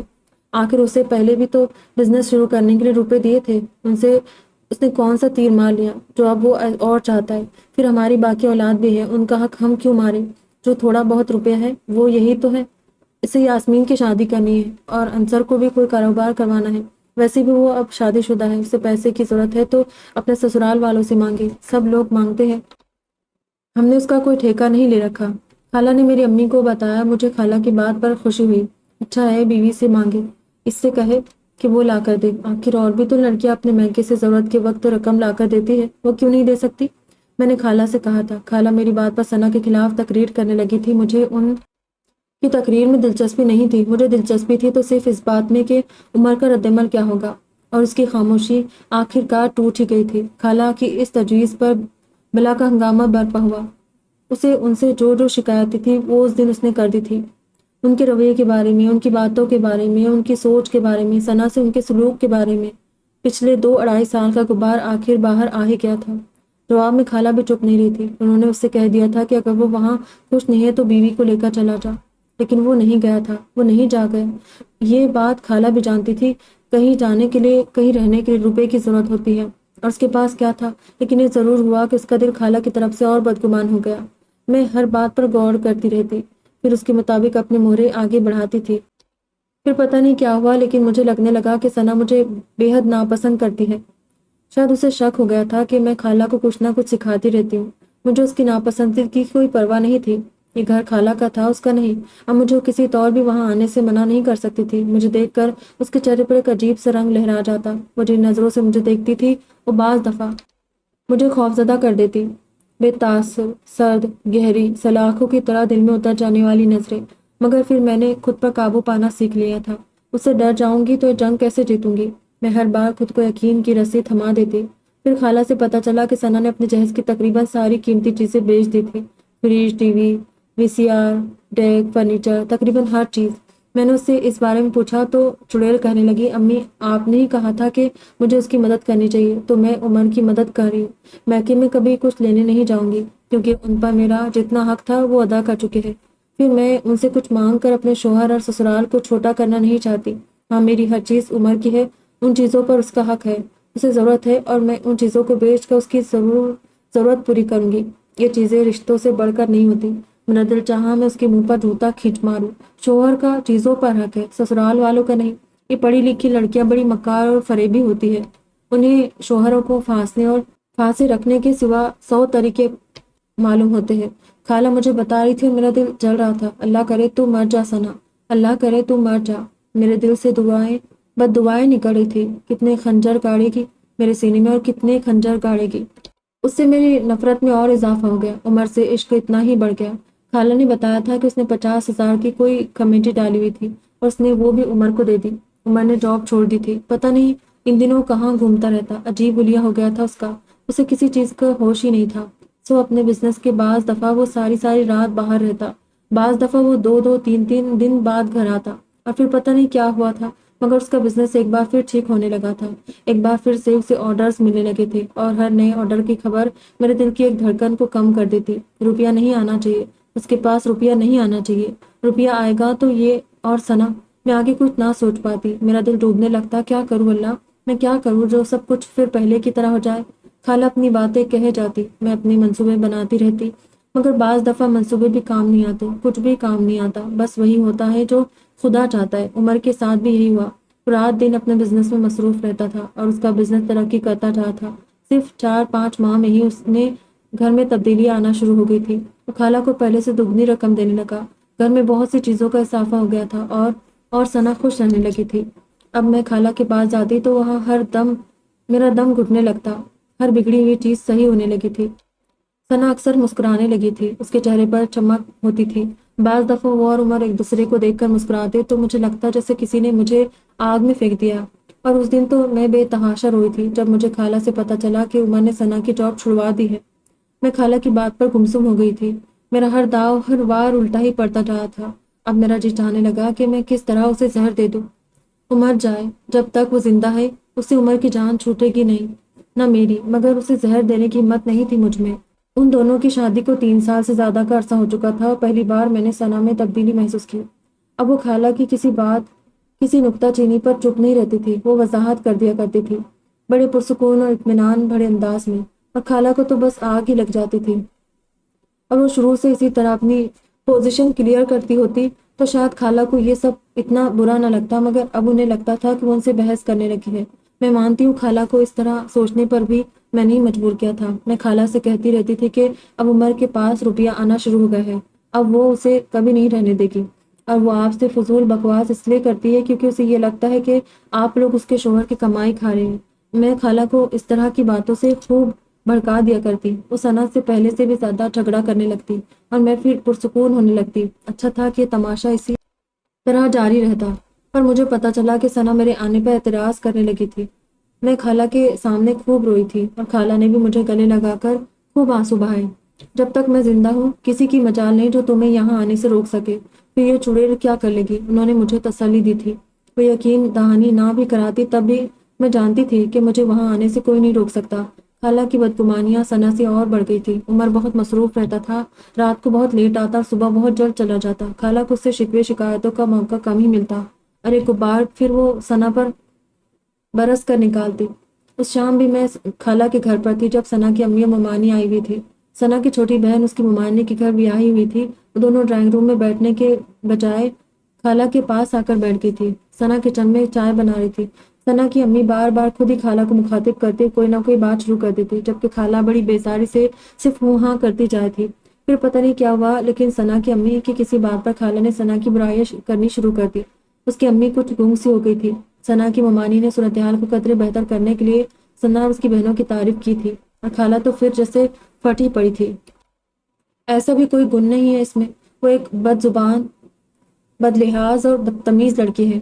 میری جگہ اگر کوئی اور عورت ہوتی تو اب تک اسے دھکے دے کر گھر سے نکال چکی ہوتی۔ ایک بچہ تک تو وہ پیدا نہ کر سکی، اور عمر کی شادی کو 3.5 سال ہونے والے ہیں۔ یہ تو ہمارا حوصلہ ہے، ہم پھر بھی اسے یہاں برداشت کر رہے، ورنہ لوگ تو 1 سال میں ایسی عورت کو فارغ کر کے گھر بھیج دیتے ہیں۔ یہ تو عمر ہی کا دماغ خراب ہے جس نے اسے اب تک رکھا ہوا ہے، ورنہ اسے اب بھی لڑکیوں کی کوئی کمی نہیں ہے، ایک سے ایک اچھی لڑکی مل سکتی اسے۔ میں سر جھکا کر ایک طرف کرسی پر بیٹھی خالہ کی باتیں سن رہی تھی۔ ثنا کی امی اور ممانی بالکل گمسم ہو گئی تھی، وہ ایک لفظ نہیں کہہ رہی تھی، شاید انہیں خالہ سے یہ سب سننے کی توقع ہی نہیں تھی۔ کچھ دیر تک اسی حالت میں بیٹھے رہنے کے بعد وہ کچھ کہے بغیر اٹھی اور چلی گئی تھی۔ انہوں نے چائے بھی نہیں پی تھی۔ ثنا ان سب باتوں سے بے خبر نہیں رہی تھی، اس نے بھی یہ سب کچھ سن لیا تھا۔ اپنی امی اور ممانی کے سامنے بالکل چپ رہی، لیکن ان کے جاتے ہوئے تیر کی طرح خالہ کے پاس آئی تھی۔ آپ کو یہ حق کس نے دیا ہے کہ آپ میری ماں سے میرے بارے میں ایسی باتیں کریں؟ اس کی آواز نیچے تھی لیکن لہجہ تلخ تھا۔ پہلی دفعہ میں نے اسے خالہ سے اس انداز میں بولتے سنا تھا۔ خالہ اس کے سوال پر بھڑک اٹھی تھی۔ جو سچ ہے وہ تو میں کہوں گی، چاہے کسی کو کڑوا لگے۔ تمہاری ماں سے بھی میں نے سچ ہی کہا، تھوڑا سچ اپنے بارے میں بھی کہہ دیتی۔ اس نے کافی بدتمیزی سے کہا تھا۔ میں نے بڑی دلچسپی سے اس کے سرخ چہرے کو دیکھا تھا۔ تمہیں اگر اتنا خوف تھا تو اپنی ماں کو یہاں بلایا کیوں؟ یہاں جو آئے گا میں اسے تمہاری اصلیت تو ضرور بتاؤں گی۔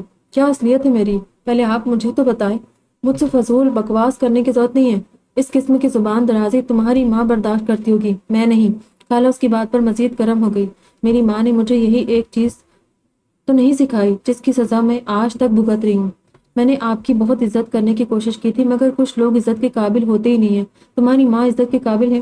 میری ماں کے بارے میں بات نہ کرے، وہ دوسروں کی زندگی آپ کی طرح اجیرن نہیں کرتی، آپ کی طرح لوگوں کے سامنے اپنی داستانیں لے کر نہیں بیٹھتی۔ اس کا ہر جملہ میری خوشی میں اضافہ کر رہا تھا، تو خدا خدا کر کے یہ کفل ٹوٹ ہی گیا تھا۔ کیوں نہ بتاؤں تمہارے بارے میں؟ لوگوں سے کیوں نہ کہوں کہ تم بانجھ ہو؟ تم نے اس گھر میں بربادی کے علاوہ دیا ہی کیا ہے؟ خالہ ایک دم چیخنے لگی تھی۔ مجھ سے اس قسم کی بات نہ کرے، میں برداشت نہیں کروں گی۔ برداشت نہیں کر سکتی تو جاؤ یہاں سے، دفع ہو جاؤ، اپنی منوس شکل لے کر غائب ہو جاؤ۔ پھر یہاں کھڑی کیوں ہو؟ میں کیوں جاؤں یہاں سے؟ یہ میرے شوہر کا گھر ہے، وہ لایا تھا مجھے یہاں پر، وہ کہے گا تو جاؤں گی، آپ کے کہنے پر نہیں۔ یہ تمہارے شوہر کا نہیں، میرے شوہر کا گھر ہے، ان کے نام کا ہے۔ تمہارے شوہر کی ابھی اتنی اوقات کہاں کہ ایک کمرہ بھی بنا سکے؟ خالہ بلند آواز سے چلائی تھی۔ میں نے اس موقع پر تھوڑا ڈرامہ ضروری سمجھا۔ میں نے خالہ کو چپ کروانے کی کوشش کی۔ خالہ آپ چھوڑے، دفع کرے، آپ کیوں اپنا دل دکھاتی ہے؟ میں نے خالہ سے کہا تھا۔ اب وہ میری بات پر بھڑک اٹھی۔ یہ میرا اور ان کا معاملہ ہے، تم کون ہوتی ہو دخل اندازی کرنے والی؟ تمہیں کوئی حق ہی نہیں ہے ہمارے درمیان میں بولنے کا، بلکہ تمہیں اس وقت یہاں ہونا بھی نہیں چاہیے۔ تم جاؤ یہاں سے، میرا اور ان کا معاملہ ہے، تمہارا اور میرا نہیں۔ اس نے بڑے ترش انداز میں اچانک مجھ سے کہا تھا۔ مجھے توقع نہیں تھی کہ وہ مجھے یوں جھڑک دے گی۔ یہ میری خالہ ہے، میں بھی ان سے بات کر رہی ہوں، تم سے نہیں، اور مجھے تم اس گھر سے نہیں نکال سکتی، یہ تمہارا نہیں، میرے خالہ کا گھر ہے۔ میں نے بھی اسے اسی طرح جواب دیا۔ وہ میری بات پر اور مشتعل ہو گئی۔ فساد کی جڑ تم ہی ہو، یہ سب باتیں تم ان کے کانوں میں ڈالتی رہتی ہو۔ اگر تم یہاں نہ ہو تو اس گھر میں کوئی جھگڑا نہ ہو۔ اس کی بات سن کر میری آنکھوں میں نمی آ گئی تھی۔ دل میں نے سوچا تھا کمبخت نے صحیح اندازہ لگایا ہے، مگر بہت دیر سے۔ میں نے خالہ جان کی طرف دیکھا اور میرے آنسو ٹپکنے لگے۔ مجھے اس کے لیے خاصی محنت کرنا پڑی تھی۔ خالہ نے ایک دم اسے سلواتیں سنانا شروع کر دی، مگر وہ بھی بڑی ثابت قدمی سے اپنے مطالبے پر جمی رہی کہ میں وہاں سے چلی جاؤں۔ ایک ہنگامہ سا برپا ہو گیا تھا، تبھی اچانک عمر آ گیا۔ اس کے لیے یہ منظر یقیناً حیران کن ہوگا۔ میری آنکھوں سے بہتے آنسوؤں نے بھی اسے یقیناً پریشان کیا ہوگا۔ کیا ہوا ہے؟ اس نے کافی حیرانگی سے پوچھا تھا۔ کچھ نہیں ہوا، بس میں یہ چاہتی ہوں کہ شمائلہ یہاں سے چلی جائے اور دوبارہ یہاں کبھی نہ آئے۔ وہ اس کی بات پر مزید حیران ہوا اور میں اپنے آنسوؤں کی رفتار میں اور اضافہ کر گئی۔ ثنا کہتی ہے کہ اس گھر میں سارے جھگڑے میری وجہ سے ہوتے ہیں، میں فساد کی جڑ ہوں، مجھے یہاں سے نکال دینا چاہیے، حالانکہ میں تو صرف خالہ کی وجہ سے آتی ہوں۔ ثنا کے بجائے میں نے اس سے کہا تھا۔ ثنا، یہ سب تم نے کہا ہے؟ اسے یقین ہی نہیں آیا تھا شاید، اس لیے اس نے ثنا سے پوچھا تھا۔ ہاں، میں نے کہا تھا، اور میں پھر کہتی ہوں، اس سے کہو کہ ہمارے گھر سے چلی جائے۔ وہ اب بھی پہلے ہی کی طرح بات کر رہی تھی۔ احمقانہ باتیں مت کرو اور کمرے میں جاؤ، اس نے اسے جھڑک کر کہا، مگر ثنا پر کوئی اثر نہیں ہوا۔ میں یہاں سے نہیں جاؤں گی، کسی قیمت پر یہاں سے نہیں جاؤں گی۔ پہلے اسے یہاں سے نکالو، پھر میں یہاں سے جاؤں گی۔ وہ اپنی ضد پر قائم تھی۔ اس کی بات پر خالہ نے ایک بار پھر بولنا شروع کر دیا تھا۔ ثنا بھی چپ نہیں رہی تھی۔ خالہ جس قدر بلند آواز بول رہی تھی، وہ ان سے بھی بلند آواز بات کری تھی۔ عمر کچھ دیر تک ان دونوں کو چپ کروانے کی کوشش کرتا رہا، مگر دونوں میں سے کوئی بھی ان کی بات نہیں سن رہا تھا۔ جھنجلا گیا اور اس نے بلند آواز میں ثنا سے کہا، بس ثنا، اب چپ ہو جاؤ، میں تمہارے منہ سے مزید کچھ نہیں سننا چاہتا۔ میں چپ نہیں کروں گی۔ اس نے اب بھی اتنی ہی بلند آواز میں کہا۔ اس کے لہجے نے عمر جیسے ٹھنڈے آدمی کو بھی مشتعل کر دیا تھا۔ میں تم سے کہہ رہا ہوں کہ تم اپنی زبان بند کر لو، چلایا تھا۔ کیوں؟ میں ہی کیوں اپنی زبان بند رکھوں؟ تمہاری امی کیوں نہیں؟ ہر چیز کی ایک حد ہوتی ہے۔ اتنے سال سے میں کیا کرتی آ رہی ہوں؟ خاموشی، خاموشی، بس خاموشی۔ کیا میں جانور ہوں؟ لیکن اب میں کچھ برداشت نہیں کروں گی۔ تم اگر مجھے چپ کروانا چاہتے ہو تو اس گھر میں شمائلہ کا آنا بند کرنا ہوگا۔ شمائلہ یہاں بچپن سے آ رہی ہے، اب آتی رہے گی، تمہیں اس پر کوئی اعتراض نہیں کرنا ہے۔ عمر نے تیز آواز مجھ سے کہا تھا اور خوشی کی ایک لہر میرے اندر دوڑ گئی۔ ہاں، تم کیوں چاہو گے کہ وہ یہاں آنا بند کرے؟ تمہارے لیے تو آتی ہے وہ۔ اس کی بات پر وہ حیران نظر آیا، پھر اس کا چہرہ سرخ ہو گیا۔ میں نے پھوٹ پھوٹ کر رونا شروع کر دیا۔ ثنا، تمہارا ذہن بے حد گھٹیا ہے اور تمہاری سوچ اتنی ہی گندی۔ میں نے تمہیں بہت غلط سمجھا تھا، تم بہت عام سی لڑکی ہو، تم میں ایسا کچھ بھی نہیں تھا کہ میں تم سے شادی کرتا۔ عمر کے کہے گئے ہر لفظ نے میرے کانوں میں امرت کھول دیا۔ مجھے ثنا کی آنکھوں میں بلا کی بے یقینی نظر آئی، شاید اسے یقین ہی نہیں آ رہا تھا کہ یہ سب عمر نے کہا ہے۔ کچھ دیر اسی طرح گمسم رہنے کے بعد اس نے ایک بار پھر بولنا شروع کیا۔ میں گھٹیا نہیں، تم گھٹیا ہو، یہ گھٹیا ہے، اور میں پھر کہوں گی، بار بار کہوں گی، اسے یہاں سے نکالو، اس سے کہو کہ یہ یہاں سے چلی جائے۔ یہ نہیں جائے گی، تم چلی جاؤ، تم نکل جاؤ یہاں سے۔ وہ اب کی بار اور دہاڑا، تم مجھے یہاں سے جانے کو کہہ رہے ہو؟ اس کے لیے وہ میری طرف انگلی اٹھا کر عجیب بے یقینی کے عالم میں اس سے کہہ رہی تھی، ایک لفظ مت کہنا، اب ایک لفظ مت کہنا، بس یہاں سے چلی جاؤ، یہاں سے نکل جاؤ۔ میں تمہاری شکل دیکھنا نہیں چاہتا۔ عمر کی آنکھوں میں جیسے خون اتر آیا۔ میں نہیں جاؤں گی، میں کبھی نہیں جاؤں گی۔ مجھے کیسے نکال سکتے ہو تم؟ کیسے کہہ سکتے ہو مجھ سے کہ میں یہاں سے جاؤں؟ میں نے تمہارے لیے بہت کچھ کیا ہے، میں نے اس گھر کے لیے بہت کچھ کیا ہے۔ عمر حسن، میری وجہ سے تم اپنے پیروں پر کھڑے ہو، میں سہارا نہ دیتی تو تم کہاں ہوتے؟ میں اگر وہ اس سے کہہ رہی تھی، مگر اس نے دانت پیستے اس کی بات کاٹ دی۔ تم یہاں سے جاؤ، تم میرے گھر سے نکل جاؤ۔ میں نہیں جاؤں گی، کبھی نہیں جاؤں گی، یہ میرا بھی گھر ہے اور میں تمہاری بیوی ہوں، مجھے تم نکال نہیں سکتے اس طرح تو کبھی نہیں۔ تو پھر ٹھیک ہے، میں تمہیں طلاق دیتا ہوں۔ اور میں نے جو کچھ کہا تھا اس کی توقع کسی کو نہیں تھی، مجھے، نہ خالہ کو، نہ ثنا کو، اور نہ ہی شاید عمر حسن کو۔ سب کچھ غصے میں ہوا، مگر سب کچھ ہو گیا تھا۔ مجھے لگا تھا جیسے کسی نے میرے وجود کی آگ کو ٹھنڈے پانی سے بجھا دیا۔ خالہ کے چہرے پر بھی عجیب سا سکون اور ٹھہراؤ تھا۔ ہاں، وہ عمر حسن کو بس دیکھتی جا رہی تھی۔ اس کے چہرے پر کوئی تاثر نہیں تھا، مگر اس کی آنکھوں میں بے یقینی تھی، بلا کی بے یقینی۔ اور عمر حسن اب بھی سرخ آنکھوں اور سرخ چہرے کے ساتھ اس کے جانے کا منتظر تھا۔ میں بھی اب وہاں نہیں رہنا چاہتی تھی، جو ہونا تھا ہو چکا تھا، اب اس ڈرامے سے میری ایگزٹ ہو جانی چاہیے۔ میں اسی طرح بہتے آنسوؤں کے ساتھ چہرہ چھپاتی تقریباً بھاگتی اپنے گھر آ گئی تھی۔ بعد میں کچھ بھی نہیں ہوا تھا۔ ہاں، خالہ نے بتایا تھا کہ ثنا کچھ کہے اور کچھ لیے بغیر وہاں سے اسی خاموشی سے چلی گئی۔ اس کے جانے کے کچھ دیر بعد عمر حسن بھی وہاں سے چلا گیا تھا اور پھر ساری رات واپس نہیں آیا۔ اس نے دوسرے دن تحریری طور پر بھی اسے طلاق بھجوا دی تھی۔ اب ان دونوں کے درمیان مصالحت کا کوئی امکان نہیں رہا، پتہ نہیں کیوں، لیکن ثنا کے گھر سے کوئی اس کا جہیز کا سامان لینے بھی نہیں آیا تھا۔ عمر ایک دن خود ہی ساری چیزیں اکٹھی کر کے ان کے گھر پہنچا آیا تھا۔ خالہ نے مجھے بتایا کہ اس نے ثنا کے ابو سے کہا تھا کہ جو چیزیں وہ بیچ چکا ہے اور جو روپیہ اس نے ثنا سے لیا تھا وہ انہیں 2-3 ماہ تک واپس کر دے گا۔ میرے راستے کی ہر رکاوٹ دور ہوتی گئی۔ میں نے اپنے کارڈز بڑی مہارت کے ساتھ کھیلے تھے۔ میں صرف خالہ کے گھر ہی میں نہیں روئی تھی، گھر آ کر بھی میں نے امی کو اسی طرح روتے ہوئے سب کچھ بتا دیا کہ کس طرح ثنا نے مجھ پر عمر کے ساتھ تعلقات کا الزام لگایا۔ میں نے اپنی طرف سے بات کو بڑھا چڑھا کر پیش کیا۔ امی اور خالہ نے کوشش کی تھی کہ اس جھگڑے میں کہیں میرا ذکر نہ آئے، لیکن میں چاہتی تھی کہ ایسا ہو۔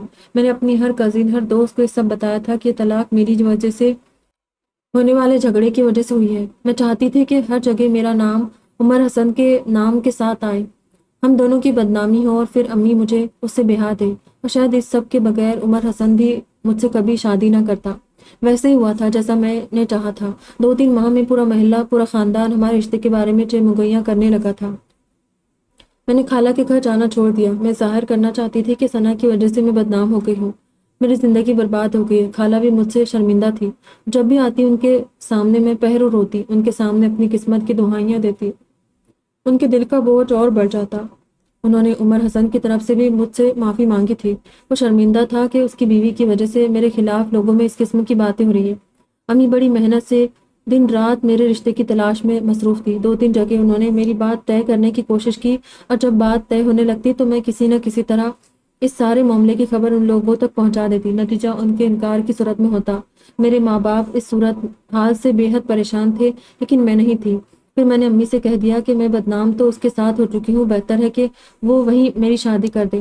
شروع میں امی کو میری اس بات پر شوق لگا اور انہوں نے صاف انکار کر دیا، لیکن جب میں نے ان سے کہا کہ اگر کہیں اور میری شادی ہو بھی گئی اور بعد میں ان لوگوں کو اس معاملے کے بارے میں پتہ چلا تو کیا ہوگا، میری زندگی تو ایک بار پھر خراب ہو جائے گی۔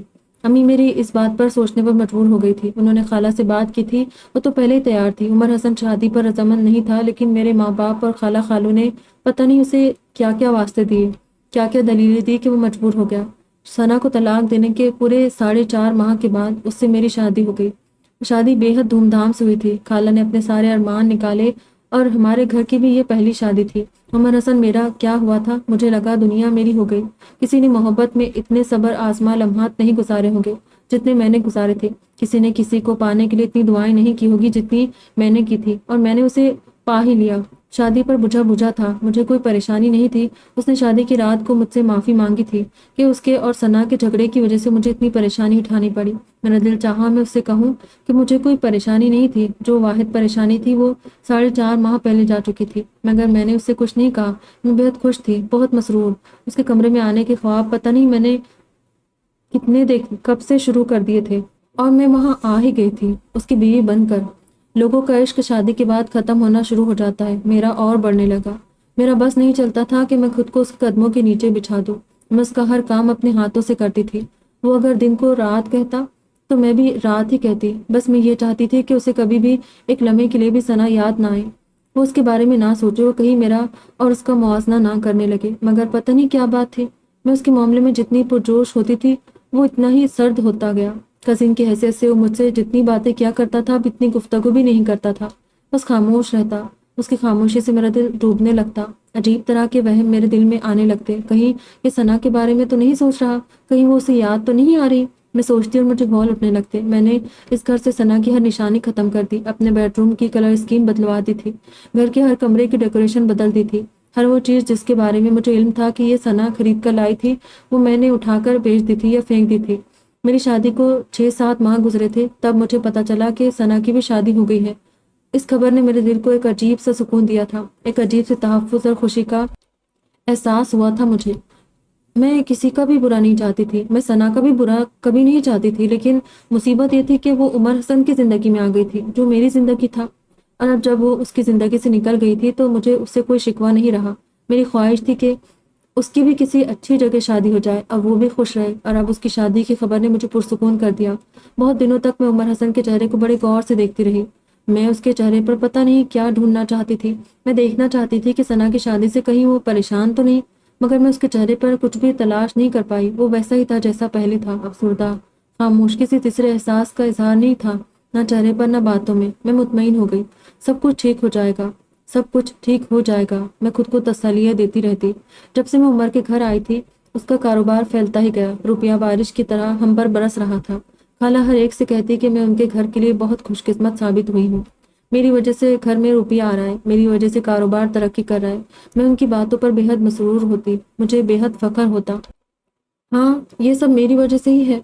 मैं यहाँ नहीं थी तो यहाँ क्या था, मगर अब मैं हूँ तो जैसे सब कुछ है। मैं दिल ही दिल में सोचती, और ये कोई खुशफहमी नहीं थी। उसका कारोबार दिन दुगनी और रात चौगुनी तरक्की कर रहा था।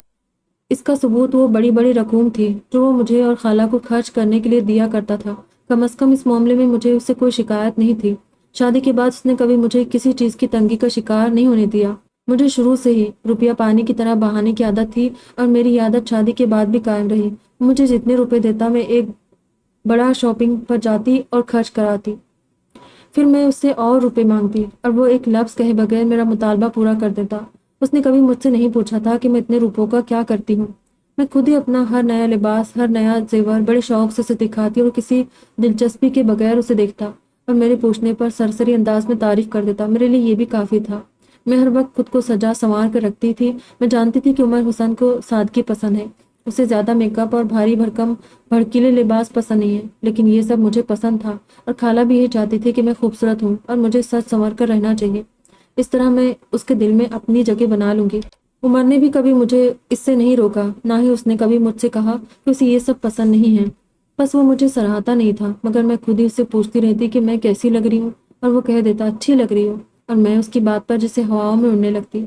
इन दिनों जिंदगी बेहद खूबसूरत थी। मैं माँ बनने वाली थी और मुझे यकीन था कि मेरा बच्चा उमर को भी बदल देगा, उसकी खामोशी तोड़ देगा। मेरे यहाँ शादी के 1.5 साल बाद बेटी पैदा हुई, लेकिन उमर की खामोशी नहीं टूटी।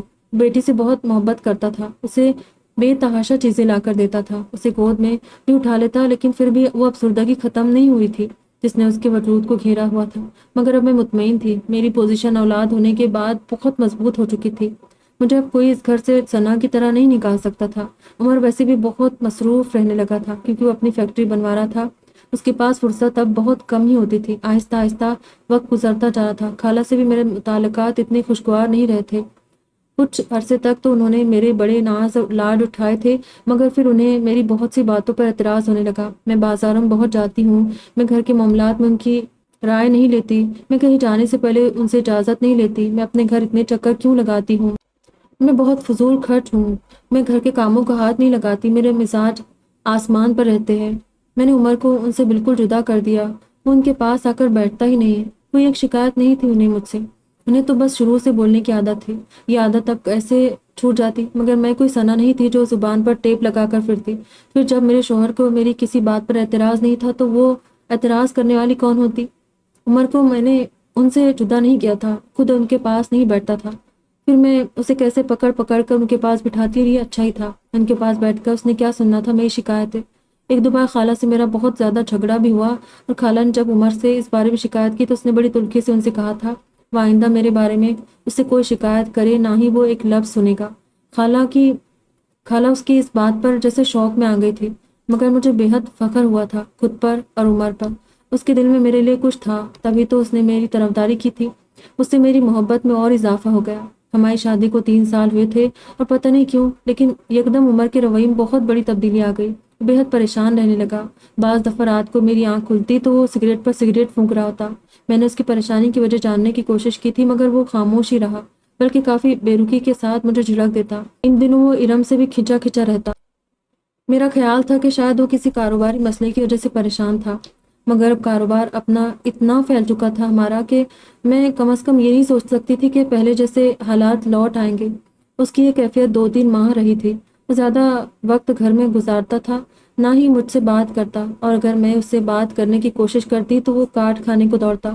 میں اگر کبھی اس کے کندھے پر بھی ہاتھ رکھ دیتی تو وہ یوں میرا ہاتھ جھٹکتا جیسے میں کوئی غلیظ چیز ہوں۔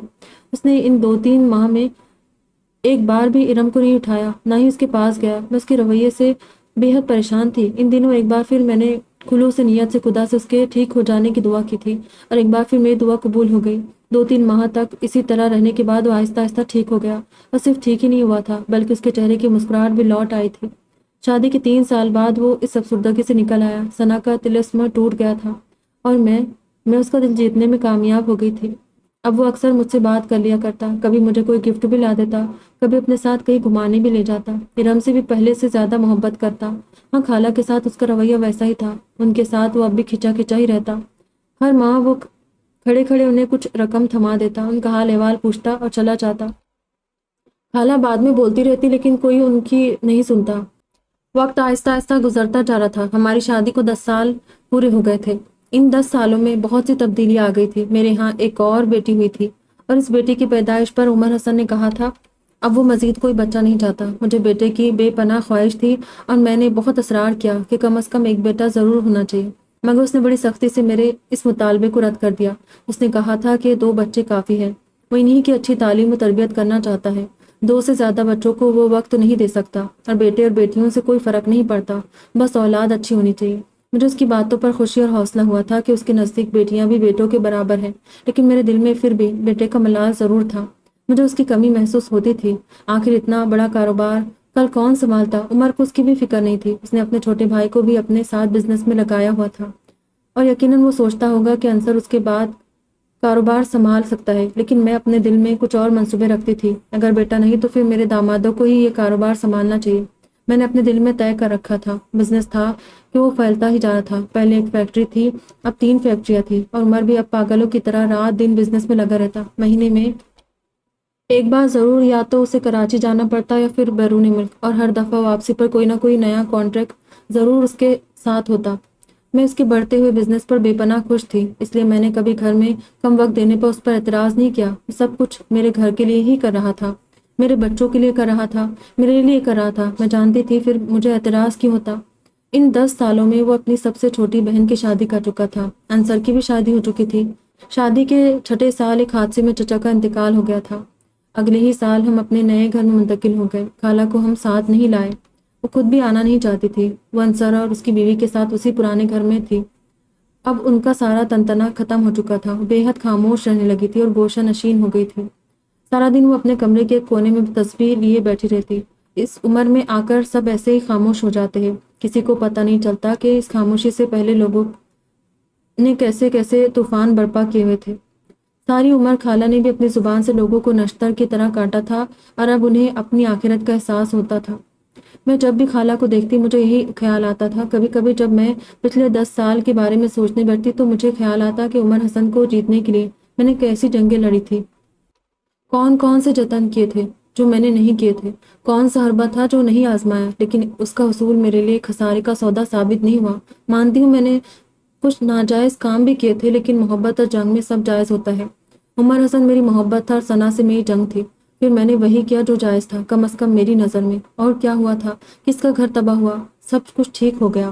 عمر کا گھر تباہ ہوا، مگر اس کی شادی مجھ سے ہو گئی، اور آج وہ بے حد خوش تھا۔ کون سی چیز ہے جو اس کے پاس نہیں؟ ثنا کا گھر برباد ہوا، مگر اس کی بھی شادی ہو گئی، وہ بھی اپنے گھر میں خوش تھی، خوش ہوگی۔ میری خواہش عمر حسن تھا جو مجھے مل گیا، میری زندگی بھی برباد ہونے سے بچ گئی۔ بعض دفعہ ایک گھر توڑنے سے بہت سی زندگیاں سمجھ آتی۔ میں اکثر سوچا کرتی زندگی اسی طرح رواں دواں تھی۔ میری شادی کو 17 سال ہونے والے تھے۔ ہم 3 سال پہلے ایک بار پھر پہلے سے بڑے گھر میں شفٹ ہو گئے۔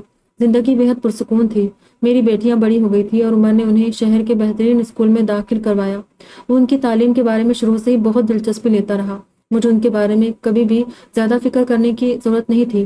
ویسے بھی مجھے خود نہ تو تعلیم میں کوئی دلچسپی تھی، نہ ہی میں اس سلسلے میں ان کی کوئی مدد کر سکتی تھی، کیونکہ میں خود صرف مشکل سے ایف اے ہی کر سکی تھی۔ اس لیے ان کی تعلیم کا مسئلہ میں نے عمر کے ہی لیے چھوڑا تھا۔ وہ خود تو انہیں نہیں پڑھاتا، مگر اس نے ان کے لیے بہت مہنگے اور بہترین ٹیوٹر لگوا رکھے تھے۔ اس کے پاس ان کو پڑھانے کے لیے وقت ہوتا بھی کہاں۔ پچھلے 17 سالوں میں اس کا کاروبار کو اتنا پھیلایا تھا کہ اب وہ چاہتا بھی تو اس سے جان نہیں چھڑا سکتا تھا۔ انصر بھی بہت مصروف رہتا تھا۔ عمر پہلے کی نسبت اب زیادہ دنوں کے لیے گھر سے غائب رہتا۔ ہاں، بعض دفعہ مجھے اس کی کمی محسوس ہونے لگی۔ وہ کبھی بھی کسی فنکشن پر ہمارے ساتھ جانے کے لیے وقت نہیں نکال سکا، اور نہ ہی وہ کبھی مجھے یا بچوں کو اپنے ساتھ کسی فنکشن میں لے کر گیا، بلکہ اس کے دوست بھی کبھی ہمارے گھر نہیں آئے تھے، نہ ان سے ہمارا ملنا جلنا تھا۔ جب بھی اسے کبھی کسی فنکشن کی دعوت آتی تو یا تو وہ ہمیں بتاتا ہی نہ، اور اگر کبھی بتا دیتا اور میں ساتھ جانے کی فرمائش کرتی تو وہ لے جانے سے انکار کر دیتا۔ مجھے لگتا کہ شاید اسے پسند نہیں کہ میں اس کے ساتھ اس قسم کے گیٹ ٹوگیدرز میں جاؤں، اس لیے میں زیادہ اصرار نہیں کرتی۔ مگر گرمیوں کی چھٹیوں میں بھی جب بچے بہت اصرار کرتے تو بھی وہ ہم لوگوں کو کبھی اپنے ساتھ کچھ دنوں کے لیے کسی تفریحی مقام پر نہیں لے جا سکا۔ گرمیوں میں اس کے اپنے بیرون ملک کے ٹورز آ جاتے تھے، وہ ہمیں کہیں جانے سے نہیں روکتا تھا، بلکہ ہمارے جانے کے پورے انتظامات کر دیا کرتا، اور انصر کی فیملی کے ساتھ ہمیں کہیں نہ کہیں بھجوا دیا کرتا۔ لیکن پھر بھی میرا دل چاہتا کہ وہ ساتھ ہو کچھ دنوں کے لیے، ہم تنہائی میں بیٹھ کر کچھ باتیں کریں جہاں اس کی کوئی مصروفیت آڑے نہ آئے، مگر اس کے پاس وقت ہی نہیں ہوتا۔ بعض دفعہ میں جذباتی ہو کر اس سے ایسی بات کہتی تو وہ بڑی غیر دلچسپی سے کہتا، دیکھو شمائلہ، میں بہت پریکٹیکل آدمی ہوں، یہ رومانس وغیرہ نہیں کر سکتا، میرے پاس اتنا وقت نہیں ہے کہ، اور نہ ہی یہ رومانس کی عمر ہے، ہماری بچیاں بڑی ہو رہی ہیں، اب ہمیں اپنی خواہشات کے بجائے ان کی خواہشات کے بارے میں سوچنا چاہیے۔ میرا دل چاہتا میں اس سے کہوں کہ اس عمر میں کیا، ہم نے تو کسی بھی عمر میں رومانس نہیں کیا۔ اس کے پاس ہمیشہ وقت کم ہوتا تھا، اس کو ہمیشہ کوئی نہ کوئی کام ہوتا تھا۔ بعض دفعہ میرا دل چاہتا میں اس سے پوچھوں کہ تم نے ثنا سے رومانس کیسے کیا تھا، کیا تب تم پریکٹیکل آدمی نہیں تھے؟ مگر میں بس چپ ہو جاتی۔ پھر اچانک میری زندگی میں ایک طوفان آ گیا۔ میں کبھی اس کی فیکٹری گئی تھی نہ آفس، لیکن اس دن شاپنگ سے واپسی پر قائد اعظم روڈ سے گزرتے ہوئے میری گاڑی کا ٹائر پنکچر ہو گیا۔ ڈگی میں دوسرا ٹائر بھی نہیں تھا۔ مجھے پتا تھا کہ قائد اعظم روڈ پر ہماری فرم کا ہیڈ آفس ہے۔ میں نے سوچا کہ میں وہاں چلی جاتی ہوں، اور اگر عمر وہاں ہوا تو اپنے ڈرائیور کو کہہ کر مجھے ڈراپ کروا دے گا۔ میرے ڈرائیور کو بھی اس آفس کا پتہ تھا، اور جہاں میری گاڑی پنکچر ہوئی تھی وہاں سے کچھ فاصلے پر ہی وہ آفس تھا۔ ڈرائیور مجھے وہاں تک چھوڑ گیا۔ میں آفس کے اندر چلی گئی۔ کاؤنٹر پر بیٹھی ہوئی ریسیپشنسٹ سے میں نے اپنا تعارف کروایا تو وہ حیرانی سے میرا منہ دیکھنے لگی تھی۔ مجھے اس کی حیرانی سمجھ ہی نہیں آئی۔ میں نے عمر کے بارے میں پوچھا تو اس نے کہا کہ وہ آفس میں نہیں ہے۔ اس پر میں نے اس سے کہا کہ وہ آفس کی کسی گاڑی میں مجھے گھر ڈراپ کروانے کا انتظام کرے۔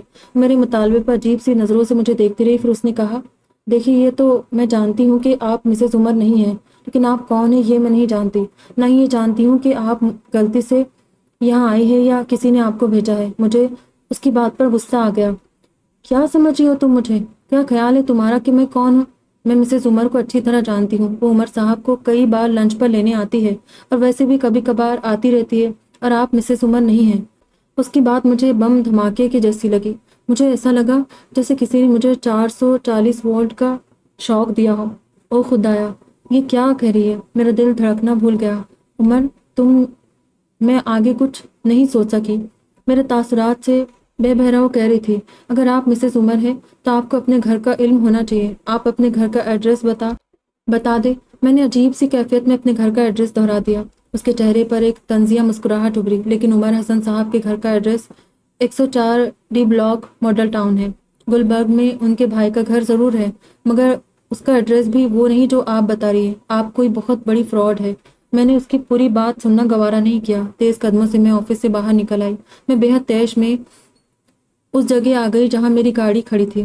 گاڑی اب بھی وہیں تھی، لیکن ڈرائیور نہیں تھا۔ شاید وہ پاس کی کسی دکان سے کسی آدمی کو لینے گیا تھا۔ میں وہیں کھڑی اس کا انتظار کرتی رہی۔ وہ گاڑی کا ٹائر اتار کر پاس ہی کہیں پنکچر لگوانے گیا تھا۔ جب وہ آیا تو میں نے اسے گھر کے بجائے ماڈل ٹاؤن کا ایڈریس بتا کر وہاں چلنے کے لیے کہا۔ وہ مجھے مطلوبہ گھر کے سامنے لے آیا۔ اس گھر کے سامنے میرا گھر ایک جھونپڑی تھا۔ وہ گھر بلا شبہ خوبصورتی کا شاہکار تھا۔ عمر حسن، میں تمہیں معاف نہیں کروں گی، کبھی نہیں۔ میں نے اپنے دل میں عزم کیا تھا۔ میں اس گھر کے اندر چلی گئی۔ میرا وجود جیسے آگ میں جل رہا تھا۔ جی چاہ رہا تھا میں اس گھر کو، اس کی ہر چیز کو آگ لگا دوں۔ پھر وہ بچہ میرے سامنے آیا تھا، اور میرا دل چاہا میں اپنے بال نوچنے لگوں، اپنے کپڑے پھاڑ دوں، اس بچے کے ٹکڑے کر دوں۔ عمر حسن، میں تمہیں زندہ نہیں چھوڑوں گی۔ میرا دل لہو ہو رہا تھا، میری آنکھوں میں بھی خون اترا ہوا تھا۔ اور پھر میں نے اسے دیکھا تھا، مسز عمر کو، اس عورت کو جس نے میرے حق پر ڈاکہ ڈالا تھا، جس نے میرا گھر برباد کر دیا تھا۔ وہ چہرہ شناسا تھا۔ میں نے اسے دیکھا اور یوں لگا جیسے کسی نے میرے جلتے ہوئے وجود کو ایک برفیلی قبر میں دفن کر دیا ہو۔ ہاں، وہ ثنا تھی، وہی ثنا جس سے میں نے عمر حسن کو چھینا تھا۔ میں کچھ بول نہ سکی، نہ کچھ سوچ سکی۔ اس کی آنکھوں میں بے تحاشا سکون تھا۔ مجھے لگا جیسے اس کی آنکھیں مجھ پر ہنس رہی ہو۔ اس نے اپنے بیٹے کا ہاتھ تھاما اور اندر چلی گئی۔ میں بھاگتی ہوئی باہر آ گئی۔ 17 سال میں پہلی بار میں دل سے روئی، اور اتنا روئی کہ شاید کبھی کوئی نہیں روئے گا۔ میں جہاں 17 سال پہلے تھی اب بھی وہیں کھڑی تھی۔ 17 سال میں نے خود کو فریب دے کر گزارے تھے، اور مجھے پتہ ہی نہیں کہ عمر حسن سراب ہے۔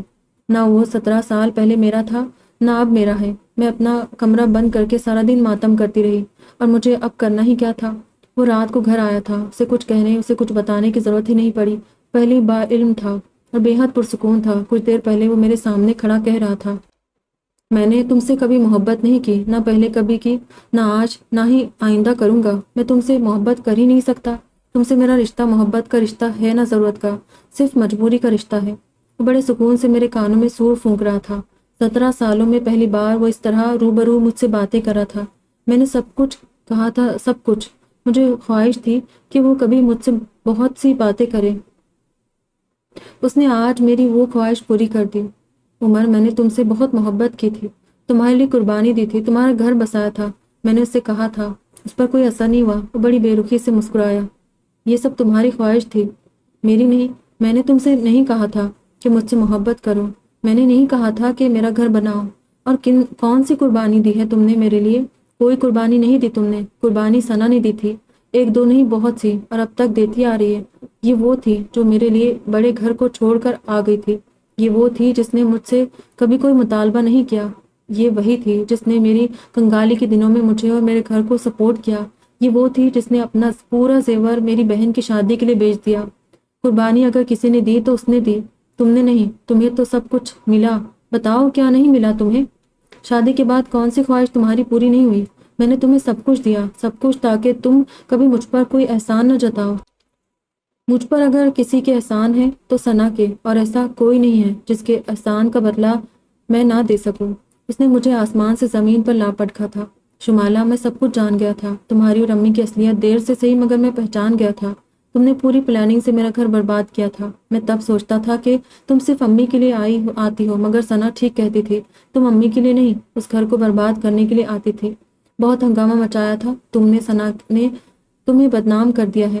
اب کوئی تم سے شادی کرنے کو تیار نہیں ہے۔ نہیں شمائلہ، تمہیں بدنام ہونے کا کوئی دکھ نہیں تھا، تم بہت خوش تھی، کیونکہ تم یہی چاہتی تھی کہ تم بدنام ہو جاؤ اور میں مجبور ہو کے تم سے شادی کر لوں۔ یا اللہ، کیا ہر انکشاف آج ہی ہوگا؟ میں نے کرب سے آنکھیں بند کر لی، مگر وہ آواز بند نہیں ہوئی۔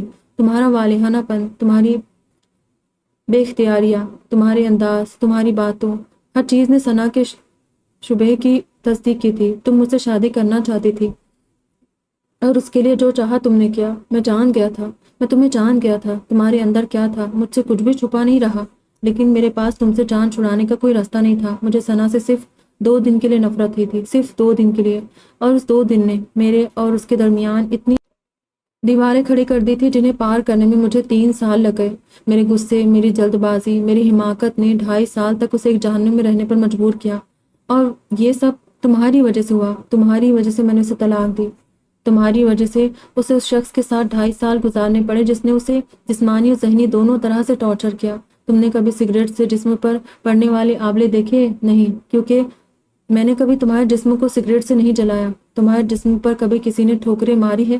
نہیں، اس کے جسم پر بہت دفعہ ماری گئی ہے۔ تمہیں کبھی میں نے بیلٹوں سے پیٹا ہے؟ نہیں، مگر اس کا شوہر اسے پیٹتا رہا ہے۔ تمہیں میں نے کبھی گالی نہیں دی، اسے بہت دی گئی ہے۔ اور یہ 1 دن 2 دن یا 1 ہفتہ 2 ہفتہ نہیں ہوا، یہ سب 2.5 سال ہوا ہے، اور یہ سب میری تمہاری وجہ سے ہوا ہے۔ میں اسے طلاق نہ دیتا تو وہ کبھی اس مریض کے ہتھے نہ چڑھتی، اور پھر طلاق کے لیبل سے بچنے کے لیے یہ سب چھپاتی نہ پھرتی۔ لیکن میں نے اسے طلاق دے دی۔ جو اس نے برداشت کیا ہے وہ تم کبھی نہ کرتی۔ تکلیف اور قربانی کے لفظ تمہیں صرف کہنا ہی آتے ہیں، تم ان کا مطلب نہیں جانتی۔ تم جانتی ہو میں نے اسے کہاں دیکھا تھا؟ وہ ایک سرکاری ہاسپٹل میں اپنے ہاتھ کی ٹوٹی ہوئی ہڈی اور خون سے لتڑے چہرے کے ساتھ ایک جمگٹے میں کھڑی تھی، اور مجھے دیکھ کر اس نے اپنے چہرے کو چادر سے چھپا لیا تھا۔ تم اس کرب کا اندازہ کر سکتی ہو جس سے میں گزرا تھا؟ ثنا وہ تھی جسے میں نے کبھی سخت ہاتھ بھی نہیں لگایا تھا، اور وہ شخص معمولی بات پر اسے جانوروں کی طرح پیٹتا تھا۔ پتہ ہے شمائلہ، اس دن میرا دل کیا چاہا؟ میرا دل چاہا تھا میں بھی تمہارے جسم پر اسی طرح ٹھوکریں ماروں جیسے وہ اس کے جسم پر مارتا تھا۔ جلتے ہوئے سگریٹ کو تمہارے جسم پر مسل کر بجھاؤ تاکہ تمہیں پتہ چلے کہ تم نے ثنا کے ساتھ کیا کیا۔ وہ کہتا جا رہا تھا، بس کہتا جا رہا تھا۔ اس کی آنکھیں اور اس کے چہرے پر میرے لیے اتنی نفرت تھی کہ میں اسے دیکھ ہی نہیں پائی۔ میں نے اپنے سر کو گھٹنوں میں چھپا لیا، وہ تب بھی خاموش نہیں ہوا۔ میں اس دن تمہیں طلاق دے دینا چاہتا تھا، میں تمہیں رکھنا نہیں چاہتا تھا، مگر مجھے ارم کا خیال آ گیا۔ وہ بہت چھوٹی تھی، اسے ابھی تمہاری ضرورت تھی۔ میں ایک بار پھر جلد بازی نہیں کرنا چاہتا تھا، اس لیے میں نے صبر کیا، پر میں نے وہی کیا جو مجھے کرنا چاہیے تھا۔ میں نے اس کے والدین سے مل کر اس شخص سے اس کو طلاق دلوائی اور پھر اس سے شادی کر لی۔ 1 سال تک ہم دونوں خاموش رہے، ایک دوسرے سے کہنے کے لیے کچھ تھا ہی نہیں۔ وہ اگر کبھی روتی تو مجھ میں اتنی ہمت نہیں ہوتی تھی کہ میں اسے خاموش کروا سکوں، اسے کوئی دلاسا دے سکوں۔ ایک مجرم کی طرح میں اس کے سامنے جایا کرتا تھا، اور یہ سب تم نے کیا تھا، اس سب کی ذمہ دار تم تھی۔ میں اس کی آواز سے اس کے دل کی کیفیت جان رہی تھی۔ آج جیسے یوم حشر تھا۔ جب ارم کچھ بڑی ہوئی تو میں تمہیں طلاق دے دینا چاہتا تھا۔ میں نے ثنا سے اس بارے میں بات کی تھی اور اس نے سختی سے مجھے مجبور کیا میں ایسا نہ کروں۔ وہ نہیں چاہتی تھی کہ تمہاری بیٹی کی زندگی برباد ہو، تمہارے ساتھ وہ کچھ ہو جو اس کے ساتھ ہوا۔ اس نے مجھے تمہارے ساتھ شیئر کرنا قبول کر لیا، پر ایسے بہت سے موقع آ گئے جب میں تم سے جان چھڑانا چاہتا تھا۔ میں صرف ایک گھر چاہتا تھا ثنا کے ساتھ، 2 گھروں سے میں تنگ آ گیا تھا، لیکن ہر بار وہ نہیں مانی۔ ہر بار وہ مجھے مجبور کر دیتی کہ میں تمہیں طلاق نہ دوں۔ اس نے ایک ایک کر کے بے شمار بھالے میرے سینے میں اتار دیے۔ تو تمہارے ساتھ پچھلے 17 سال میں نے بھیک میں ملی خیرات کے طور پر گزارے ہیں۔ میں اپنے سر کو اٹھا نہیں پا رہی تھی۔ میرے اور ثنا کے 2 بیٹے اور 1 بیٹی ہے۔ میں تم سے اسی لیے اور کوئی اولاد نہیں چاہتا تھا، کیونکہ میں نہیں چاہتا تھا کہ تمہارا کوئی بیٹا ہو اور ثنا کے بیٹوں کے ساتھ میرے کاروبار کو شیئر کرے۔ میرا سب کچھ ثنا اور اس کی اولاد کا ہے، اور میں چاہتا تھا کہ میرا نام اور میری نسل ثنا ہی سے چلے۔ تم پوچھتی تھی نا کہ اتنے بڑے کاروبار کو کون سنبھالے گا؟ میرے اور ثنا کے بیٹے سنبھالیں گے۔ میں اپنی تقریباً سارا کاروبار اور جائیداد ان چاروں کے نام کر چکا ہوں۔ تمہارے لیے میں نے یہ گھر رکھا ہے اور ارم اور اقصیٰ کے لیے بینک میں کچھ روپیہ ڈپازٹ کروا چکا ہوں۔ اس کے علاوہ کسی چیز پر تم لوگوں کا کوئی حق نہیں ہوگا۔ اس شہر میں مسز عمر کے نام سے اگر کوئی جانا جاتا ہے تو وہ ثنا ہے۔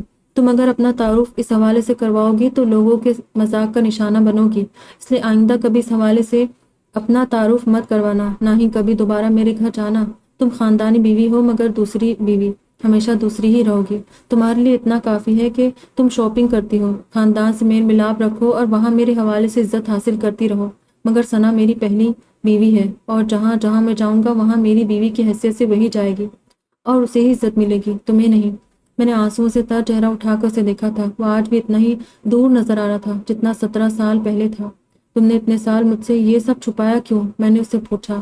ہاں، صرف تم سے میں نے چھپایا تھا اور کسی سے نہیں۔ امی اور انصر دونوں ثنا سے میری شادی سے واقف ہے، تمہیں بتانے کی میں نے کبھی ضرورت ہی نہیں محسوس کی۔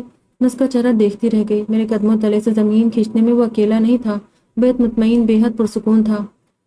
اس نے میرے پاس کچھ بھی رہنے نہیں دیا تھا، اور میں پچھلے 17 سالوں میں یہ سوچ کر خوش ہوتی رہتی تھی کہ میرے پاس سب کچھ ہے اور یہ سب کچھ ہمیشہ کے لیے ہے، مگر یہ سب فریب تھا۔ ثنا کا آسیب ہمیشہ میری زندگی میں رہا تھا، اور اس آسیب نے ایک بار پھر میرے وجود کو نگل لیا۔ عمر، میں تمہارے ساتھ رہنا نہیں چاہتی، تم مجھے طلاق دے دو۔ اتنا بڑا دھوکہ کھا کر میں تمہارے ساتھ نہیں رہ سکتی۔ میں نے پتہ نہیں کہنے کا حوصلہ کہاں سے پیدا کیا۔ مجھے تمہیں طلاق دینے پر کوئی اعتراض نہیں ہے، بلکہ خوشی ہوگی، لیکن تم اچھی طرح سے اس بات کے بارے میں سوچ لو اور پھر مجھے اپنے فیصلے سے آگاہ کر دینا۔ میں ارم اور اقصیٰ کو تم سے نہیں چھینوں گا، وہ تمہارے پاس ہی رہے گی۔ میں انہیں شٹل کاک بنانا نہیں چاہتا، لیکن تم یہ ضرور سوچ لو کہ تمہارے اس فیصلے سے ان دونوں کے ذہن اور زندگی پر کیا اثر ہوگا۔ تمہیں کچھ سالوں کے بعد ان دونوں کی شادی بھی کرنی ہے، اور کسی متعلقہ کی بیٹی کو بیاہ کر لانے سے پہلے لوگ 1000 بار سوچتے ہیں۔ پھر بھی اگر تم طلاق ہی چاہتی ہو تو ٹھیک ہے، میں تمہیں طلاق دے دوں گا، لیکن بہتر ہے تم اچھی طرح سے اس بارے میں سوچ لو۔ وہ یہ کہہ کر بڑی لاپرواہی سے اپنا بریف کیس اٹھا کر چلا گیا، اور میں تب سے اس کرسی پر جھول رہی ہوں۔ چیزوں کو بنتے ہوئے کتنے مہینے، کتنے سال لگ جاتے ہیں، مگر جب وہ ختم ہونے لگتی ہے تو پھر سب کچھ لمحوں میں ختم ہو جاتا ہے۔ میں کرسی پر جھولتے ہوئے سامنے ڈریسنگ ٹیبل کے مرر میں اپنے وجود کو دیکھ رہی ہوں۔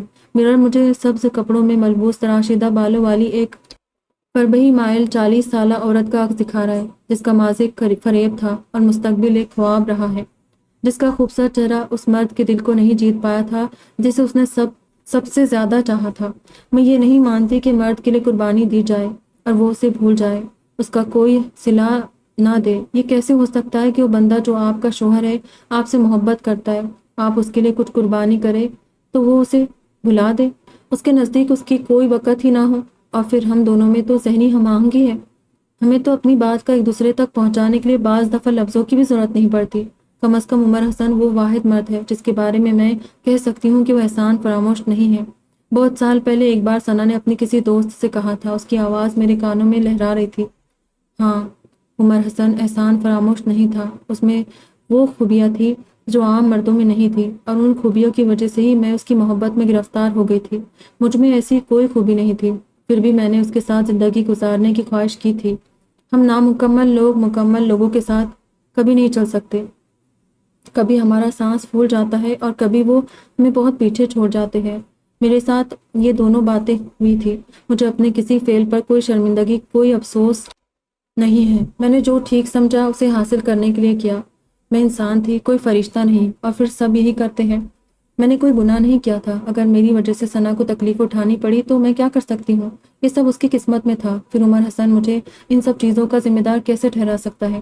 میں نے 17 سال کے دوران سب کچھ پا لیا تھا، دولت، گھر، بچے، سکون۔